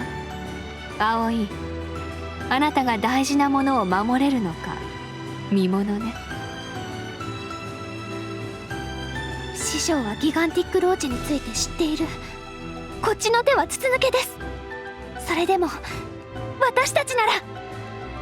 クライさんがどれだけ強くても一人より二人、私たちの方が強いに決まってます。葵さん、ここまで来たんです。全力全開のフルパワーをぶつけちゃいましょう。はい、これが最後の決戦です。行きますよ、師匠。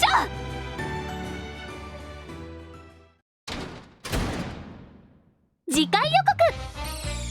やってきました、最終決戦。だけど相手はあの師匠、それに怪獣もやたらと強そうですし、本当に勝てるのかな。葵さん、ガッツですよ。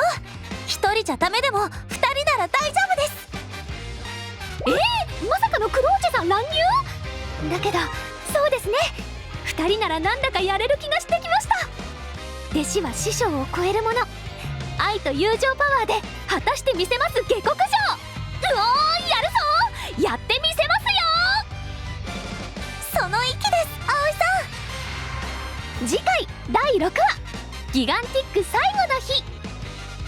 あれ、このタイトルって死亡フラグですか？私たち生きて帰れますよね。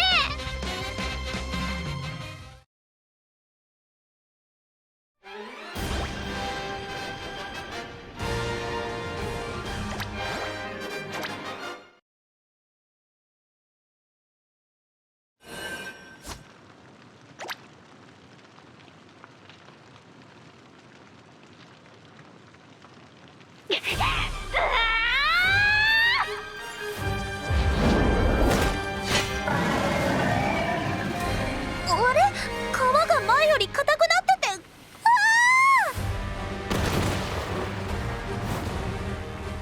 て、がっかりね。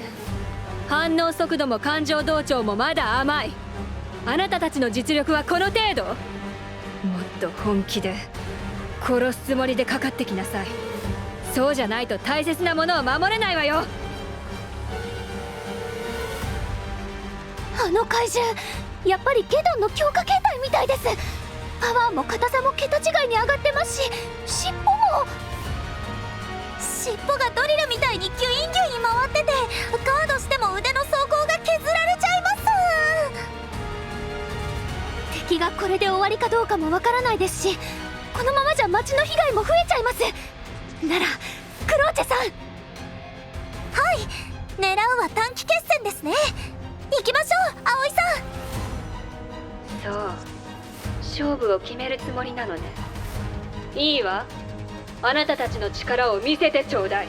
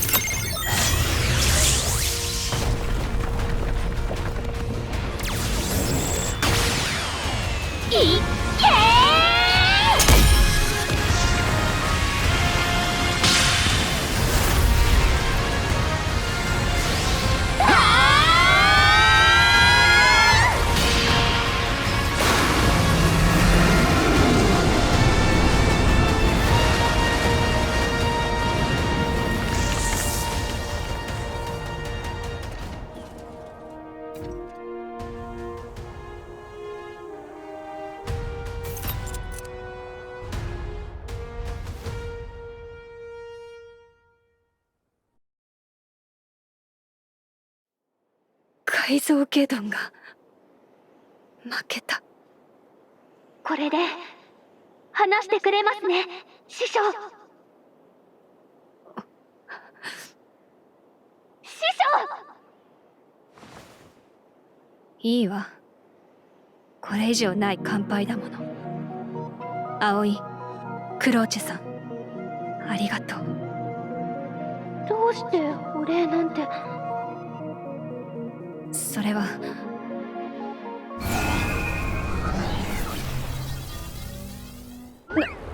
これはコアが暴走を。二人ともあの改造ゲドンを郊外に押し出して、このままじゃ辺り一帯更地になるわ。早く。わかりました。外に運べばいいんですね。クローチェさん、そんな簡単に信じちゃう。葵さん、掃除をお願いします。スカートブースター全開。あんな暗いさ初めて見ました。時間がないんですよね。早くしないと。また師匠の嘘かもしれないんですよ。今度も騙されてたらどうするんですか。暗いさんも葵さんなんですよね。なら私信じちゃいます。だってどっちも葵さんですから。ああ、もうそんな風に言われたら信じるしかないじゃないですか。コア温度急激に上昇。これ以上は私たちも危ないですけど、でも今離脱するわけには。ここじゃまだランドソルに被害が出ちゃいますね。遠くへ行かないと。出力上げてください。このまま一緒に。葵さんごめんなさい。パイロットをペイルアウト。この改造ゲドンを運ぶだけなら私だけでも大丈夫です。だって私力持ちですから。葵さんはそこで待っててくださいね。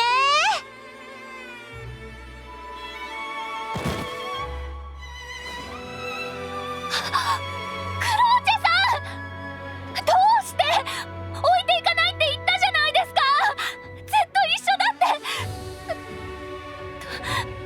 友達っ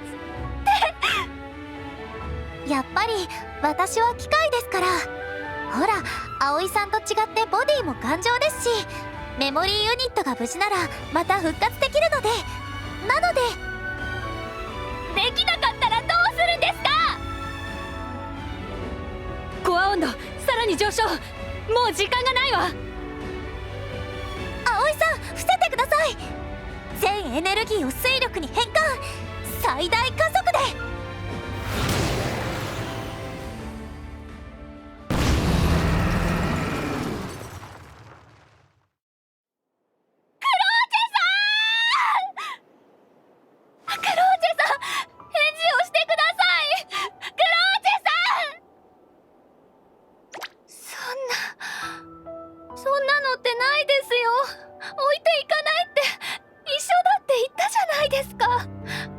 私のことまた一人にするんですか。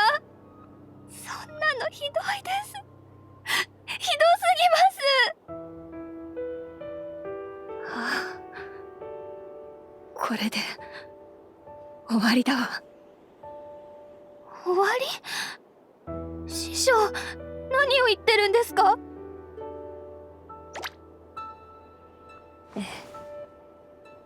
これはあなたたちにはおとぎ話かもしれない。でも聞いておくといいわ。さっきも言った通り、私はこことは異なる世界から来た。あなたたちが裏世界と呼んでるジオテオゴニアやジオゲヘナでもない別のアストルムから。私の世界もここと変わらない平和な世界だったわ。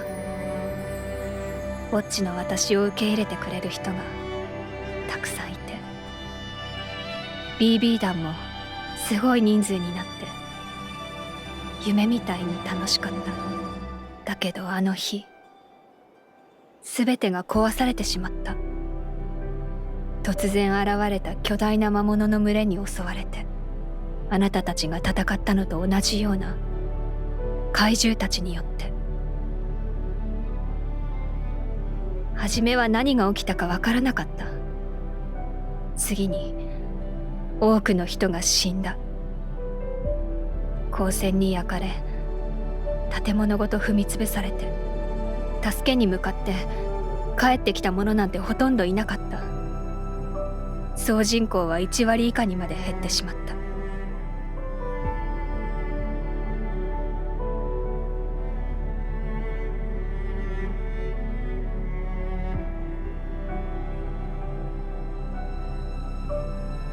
私に他の管理者のような力があれば、もっと助けられた人がいたかもしれない。だけど私はミネルヴァと一体化できなかった。多分ぼっちだから。でもそのせいで管理者の権限もソルオーブの力も、私の世界のミネルヴァも全て怪獣たちに食われてしまった。それからはあっという間。抵抗を試みたけれど、太刀打ちなんてできるはずもない。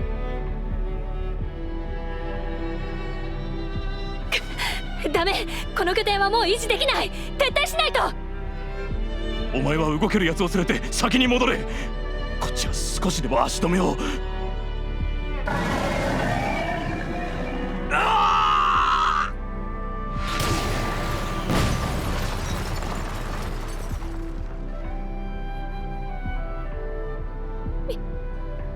みんなそんな。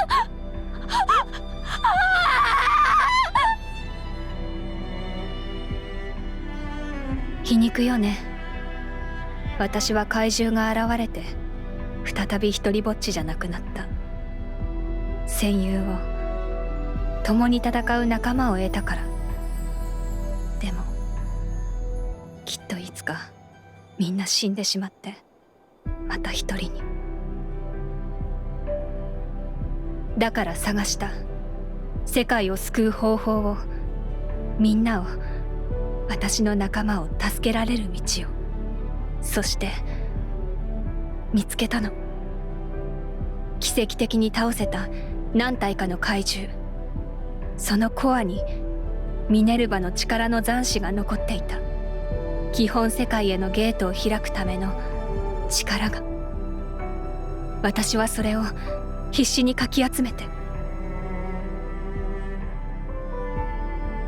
じゃあ師匠がこの世界へやってきたのは、師匠の世界を救うため。でもじゃあどうして最初からそう言ってくれなかったんですか？力を貸してほしいって。ここに来て気がついた。あなたたちはゲドンを倒す力なんてない、未熟な存在だということに。でもそれは今後もそうなるという確証でもなかった。だから鍛えることにしたのよ。私たちの世界で捕獲した怪獣を使って。訓練というには過酷だったことは申し訳なく思っている。最初から助力を願うことをしなかったことも。全てを話したところで受け入れてもらえなければおしまいだし。それにあなたたちが成長するためには精神を極限状態まで追い詰める必要があった。あなたは私だから。それがよくわかる。心をさらけ出すのが怖くて、いつも間違ってないか不安で、人一倍友達を作るのが苦手。だからこそ絆を守るためなら一番力が出せる。そんなあなただから、きっとクローチェさんとシンクロは可能だと考えたの。葵、あなたにかけるしかなかった。でも結果としてあなたの大切な友達を奪ってしまった。本当にごめんなさい。そんなのってないですよ。私もクローチェさんもこの町の人たちも練習のために犠牲になったって言うんですか？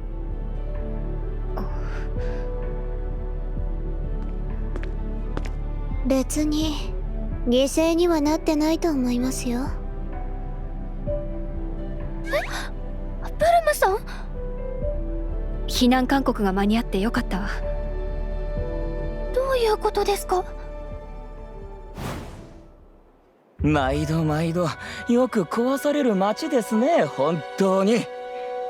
こんなことならもっと辺境に屋敷を構えておくべきでした。自慢のドレスが埃で汚れてしまいましたわ。どう責任を取ってくださいますの？おい、この報告間違ってないのか？これだけの被害にもかかわらず死者ゼロとは。町の皆さん無事だったんですか？ダイラエル様へ報告するためジオテオゴニアの被害状況をまとめてた時、おかしいと思ったんですよね。あれだけ派手に暴れてくれたのに死者どころか負傷者さえいなかったんですから。私は仲間のためなら何でもやる。だけど私みたいな人間を増やしたいわけじゃない。無駄な被害を出したくはなかったの。まあ建物とかはそこそこ被害出ちゃってますけど、ここお金持ちの人の住む地域っぽいんで、普通の人が暮らす繁華街とかに比べれば復興も早そうですね。ってわけで誰も犠牲になんてなってないんですよ。行政長官のクレジッタさんは胃に穴開くと思いますけど。でもクローチェさんはもう帰ってこないじゃないですか。謝って許されないのは分かってる。だけどごめんなさい。クローチェさん呼びました？ク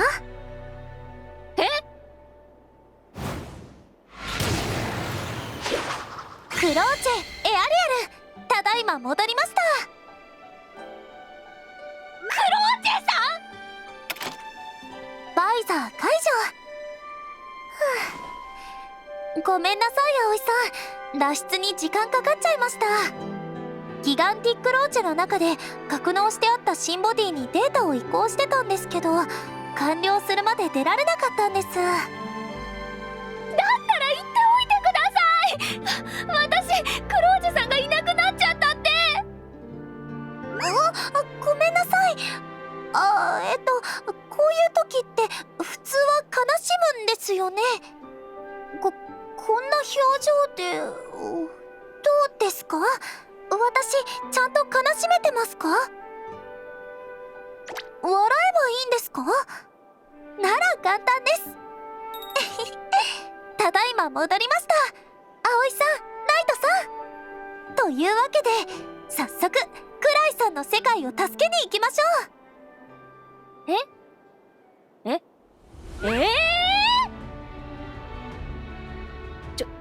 ちょっと待って。あなた自分が何を言ってるか分かってるの？はい。長期外出になるので念のためライラエル様に確認してからですけど、いいですか、ライラエル様？急いで駆けつけてみれば。もう心配をさせて。ですが仕方ありません。騎士、葵、クローチェを頼みますよ。いや、そうじゃなくて、私あなたたちの敵だったのよ。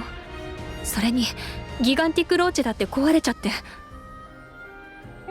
もクライさんの仲間が困ってるんですよね。それじゃあ行かなくちゃ。意味がわからない。どうして？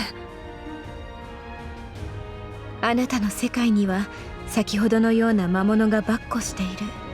その事実に相違はありませんね。であれば禍根を断つべきです。本当に私たちを助けてくれるの？疑い深いと友達なくしますよ。ブルムさん、クライさんに向けた言葉ってわかるんですけど、流れ弾で私にもダメージが入っちゃうので、もう少しこう、なんというか手心というか。なくなりませんよ。だって私たちはもうお友達だし、友情は永遠なんですから。善は急げです。それじゃあ行きましょう。あ、ライラエル様、行ってきます。クローチェ、必ず戻ってくるのですよ。一人も欠けることなく皆で。これはしばらく酔いっぱりが続きそうじゃな。ギガンティクローチェはわしらに任せろ。必ず修理して届けるぞ。みんなありがとう、本当に。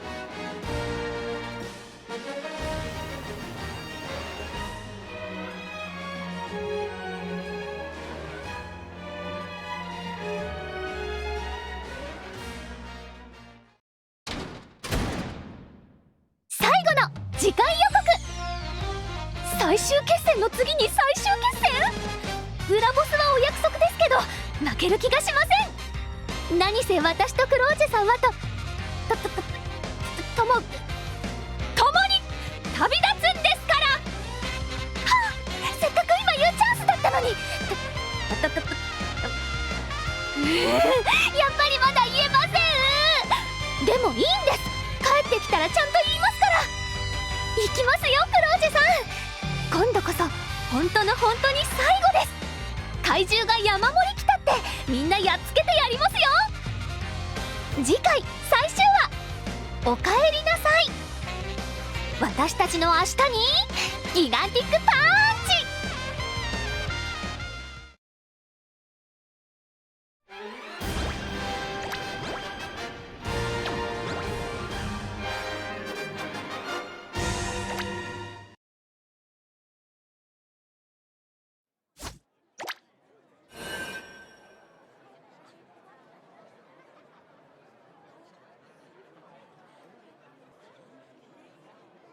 いやー、すっかり復旧しましたね、ランドソル。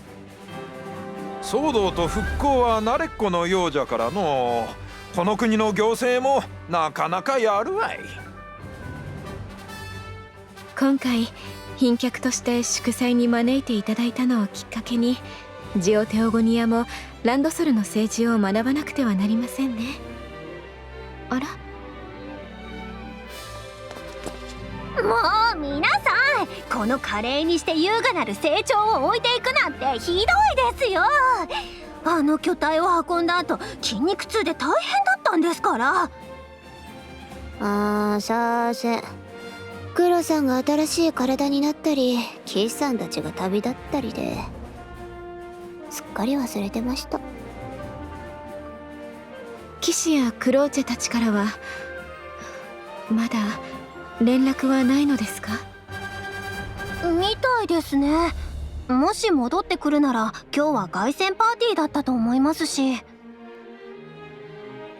ならば修理したギガンティックローチェを送った時の通信が最後か。万全のコンディションで送り届けたはいいものの、向こうの世界の状況まではわからんからの。皆さん無事だといいんですけど。出立の時約束したのです。必ず全員でこちらの世界に帰ってくるようにと。だから早く帰ってきなさい、騎士。それにクローチェ、私のシュバリエ。いや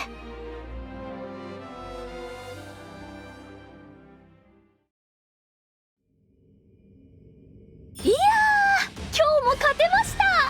皆さんにもお見せしたかったですね。エアリアルなクローチェさんの大火力な空中殺法を。いえいえ、でもこの体も結構慣れてきました。こっちに来てからずっと戦いっぱなしでしたもんね。おかげで怪獣さんたちをみんなやっつけられたんですけど。地上でゲドン100体との大乱戦、それを乗り切ったと思えば、お次は宇宙から飛来したスペースゲドンが1000体。挙句怪獣さんたちを束ねる親玉さんまで出てきて、絶対絶命のピンチって感じでした。さすがにあの時は死を覚悟しました。でもそこに駆けつけたのが我らが団長さん、そしてポポおじいさんが直してくれたギガンティックローチェ。ギガンティックローチェ用の新しい装備、このギガンティックおんぶ紐で団長さんも合わせた3人乗りになった私たちは無敵です。はい、それにクライさんが鍛えてくれたおかげですね。ええ、本当にクローチェさん、団長さんと一緒にクライさんからビシバシ鍛えられて、時間を無駄にするのはもったいないからって近接戦闘の手ほどきをしてくれたんですよね、クライさん。私の方がずっと力が強いのに、パンチもキックも受け流されちゃって、地面にコロコロって転がされちゃいました。団長さんと私なんか立ってる時間より地面に倒れてる時間の方が長かったような気がします。まあクローチェさんも危うくビームで反撃してクライさんを真っ黒焦げにするところでしたけど、その説はご迷惑をおかけしちゃいました。しかも建物に大きな穴を開けちゃって。でも私たちいつ元の世界に戻れるんでしょう。皆さん急いで研究を進めてくれているみたいですけど。行くぞーって気持ちでいっぱいで、帰り道のことを忘れちゃってましたからね。それはダメですよ。私ライラエル様と約束してきたんですから。葵さんとナイトさんと3人一緒に必ず帰りますからって。クライさんから緊急通信？団長さん、クローチェさん、すぐにキャンプに戻ってきてほしいそうです。待たせてしまってごめんなさい。ゲート起動装置の準備が整ったわ。あなたたちが怪獣を倒して集めてくれたコア、これだけあれば元いた世界へのゲートを開ける。ありがとう、世界を救ってくれて。どういたしまして。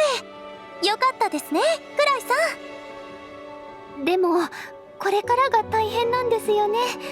建物はめちゃくちゃだし、街を建て直していかないと。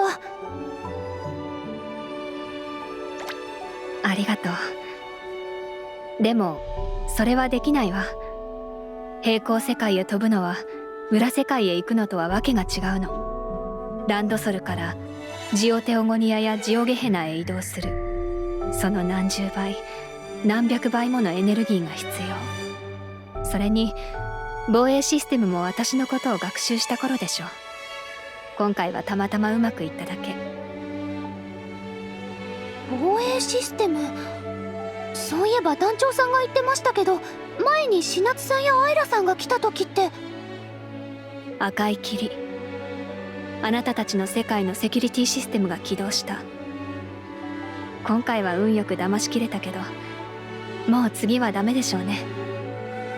じゃあこれでお別れってことですか？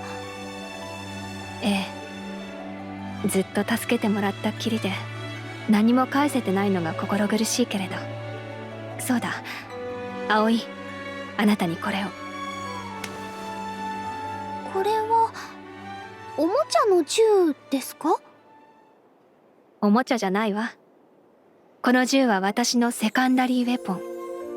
私を鍛えてくれた教官がくれたお守りよ。こんなに強いクライさんの教官さんですか。なんだかすっごく強そうですね。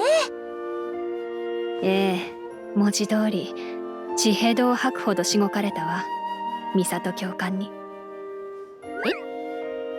クライさんを鍛えたのってミサト先生だったんですか？ミサト先生？そう、あなたたちの世界ではずっと先生を続けられているのね。こっちじゃ私たちのために教官になってしまったから。戦術的思考もサバイバル技術も武器の使い方もあらゆる知識と技術を叩き込まれたわ。教官だって最初は何の知識もなかったはず。なのに教える立場に自ら立ってみんなを導いてくれた。感謝してるの。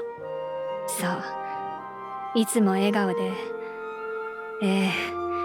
どれほど訓練が厳しかろうと常に笑顔を崩さずに。おかしいわね、体が震えるわ。こんなに感謝してるのに今でもちょっと緊張するもの。会うのに。無駄話してる場合じゃないわね。ゲート起動準備が完了したわ。さあ、コアエネルギーが消失する前に早く。ちょっと待ってください。今の気になりすぎる情報なんですけど。時間がありません。葵さん、早くコックピットへ。ナイトさんも。ギガンティックローチェ、発進スタンバイ。準備はいいわね。はい、いつでも発進できます。私は準備できてないんですけど。さっきの話って。ミサト教官は存命だから安心して。今頃は初音少尉と一緒に司令部にいるはず。初音少尉？それも初耳ですよ。次から次に新情報出さないでください。それもこんな別れ際に。もっと話す時間ありましたよね。ギガンティックローチェ、発進。クローチェ、行きますよ。待ってください。私まだまだ聞きたいこと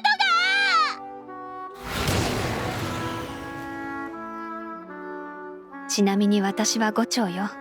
昇進には興味ないの。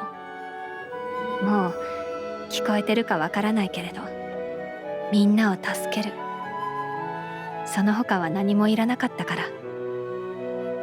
3人とも本当にありがとう。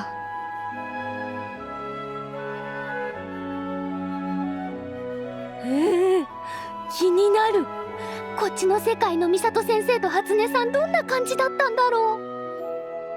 それならまた今度会った時に聞きましょう。せっかくお友達になれたんですから。クライさんはもう会えないって言ってましたけど、そんな不可能なんて飛び越えちゃえばいいんです。そうですね。そうですよね。今度会った時には私、聞けなかったことも気になってたことも何もかも聞いてやります。やっと帰ってきたんですね。ってあれ、この座標って。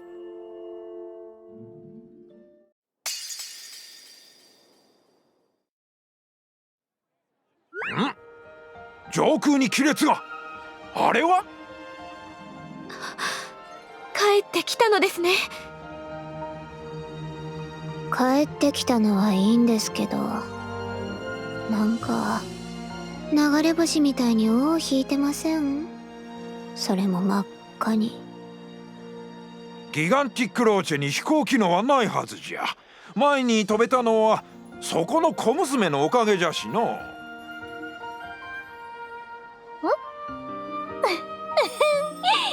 当然です。華麗にして高貴なる私の力なくして、このランドソルの平和は守られなかったでしょう。ってことはあれ、飛んでるんじゃなく。落ちちゃいま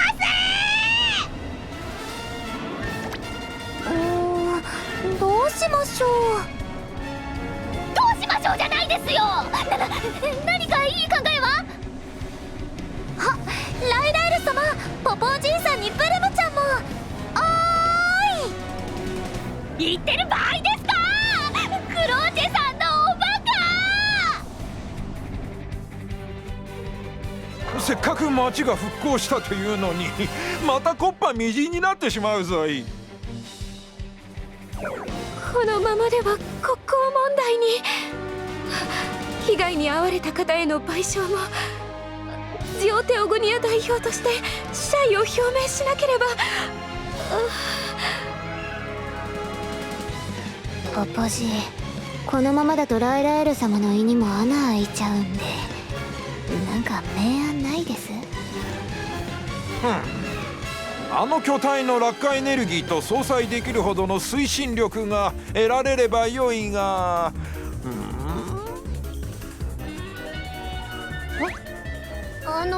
どうして私を見つめてるんですか？黙ってられると怖いんですけど。ポポおじいさん、ブルムさん、頼む。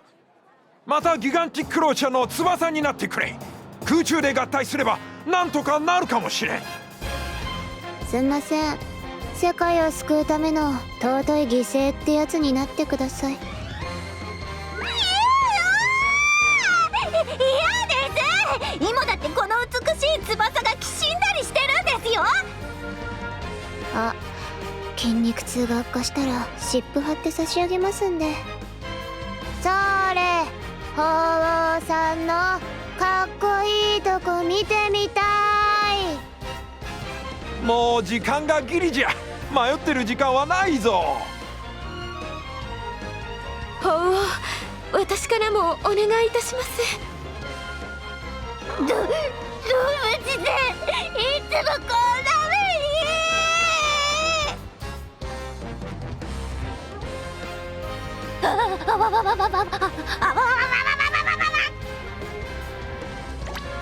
ナイトさん、葵さん、こういう時はこう言うんですよね。いつも挨拶は元気よくです。いいですか？いきますよ。せーの。皆さん、ただいま帰りました。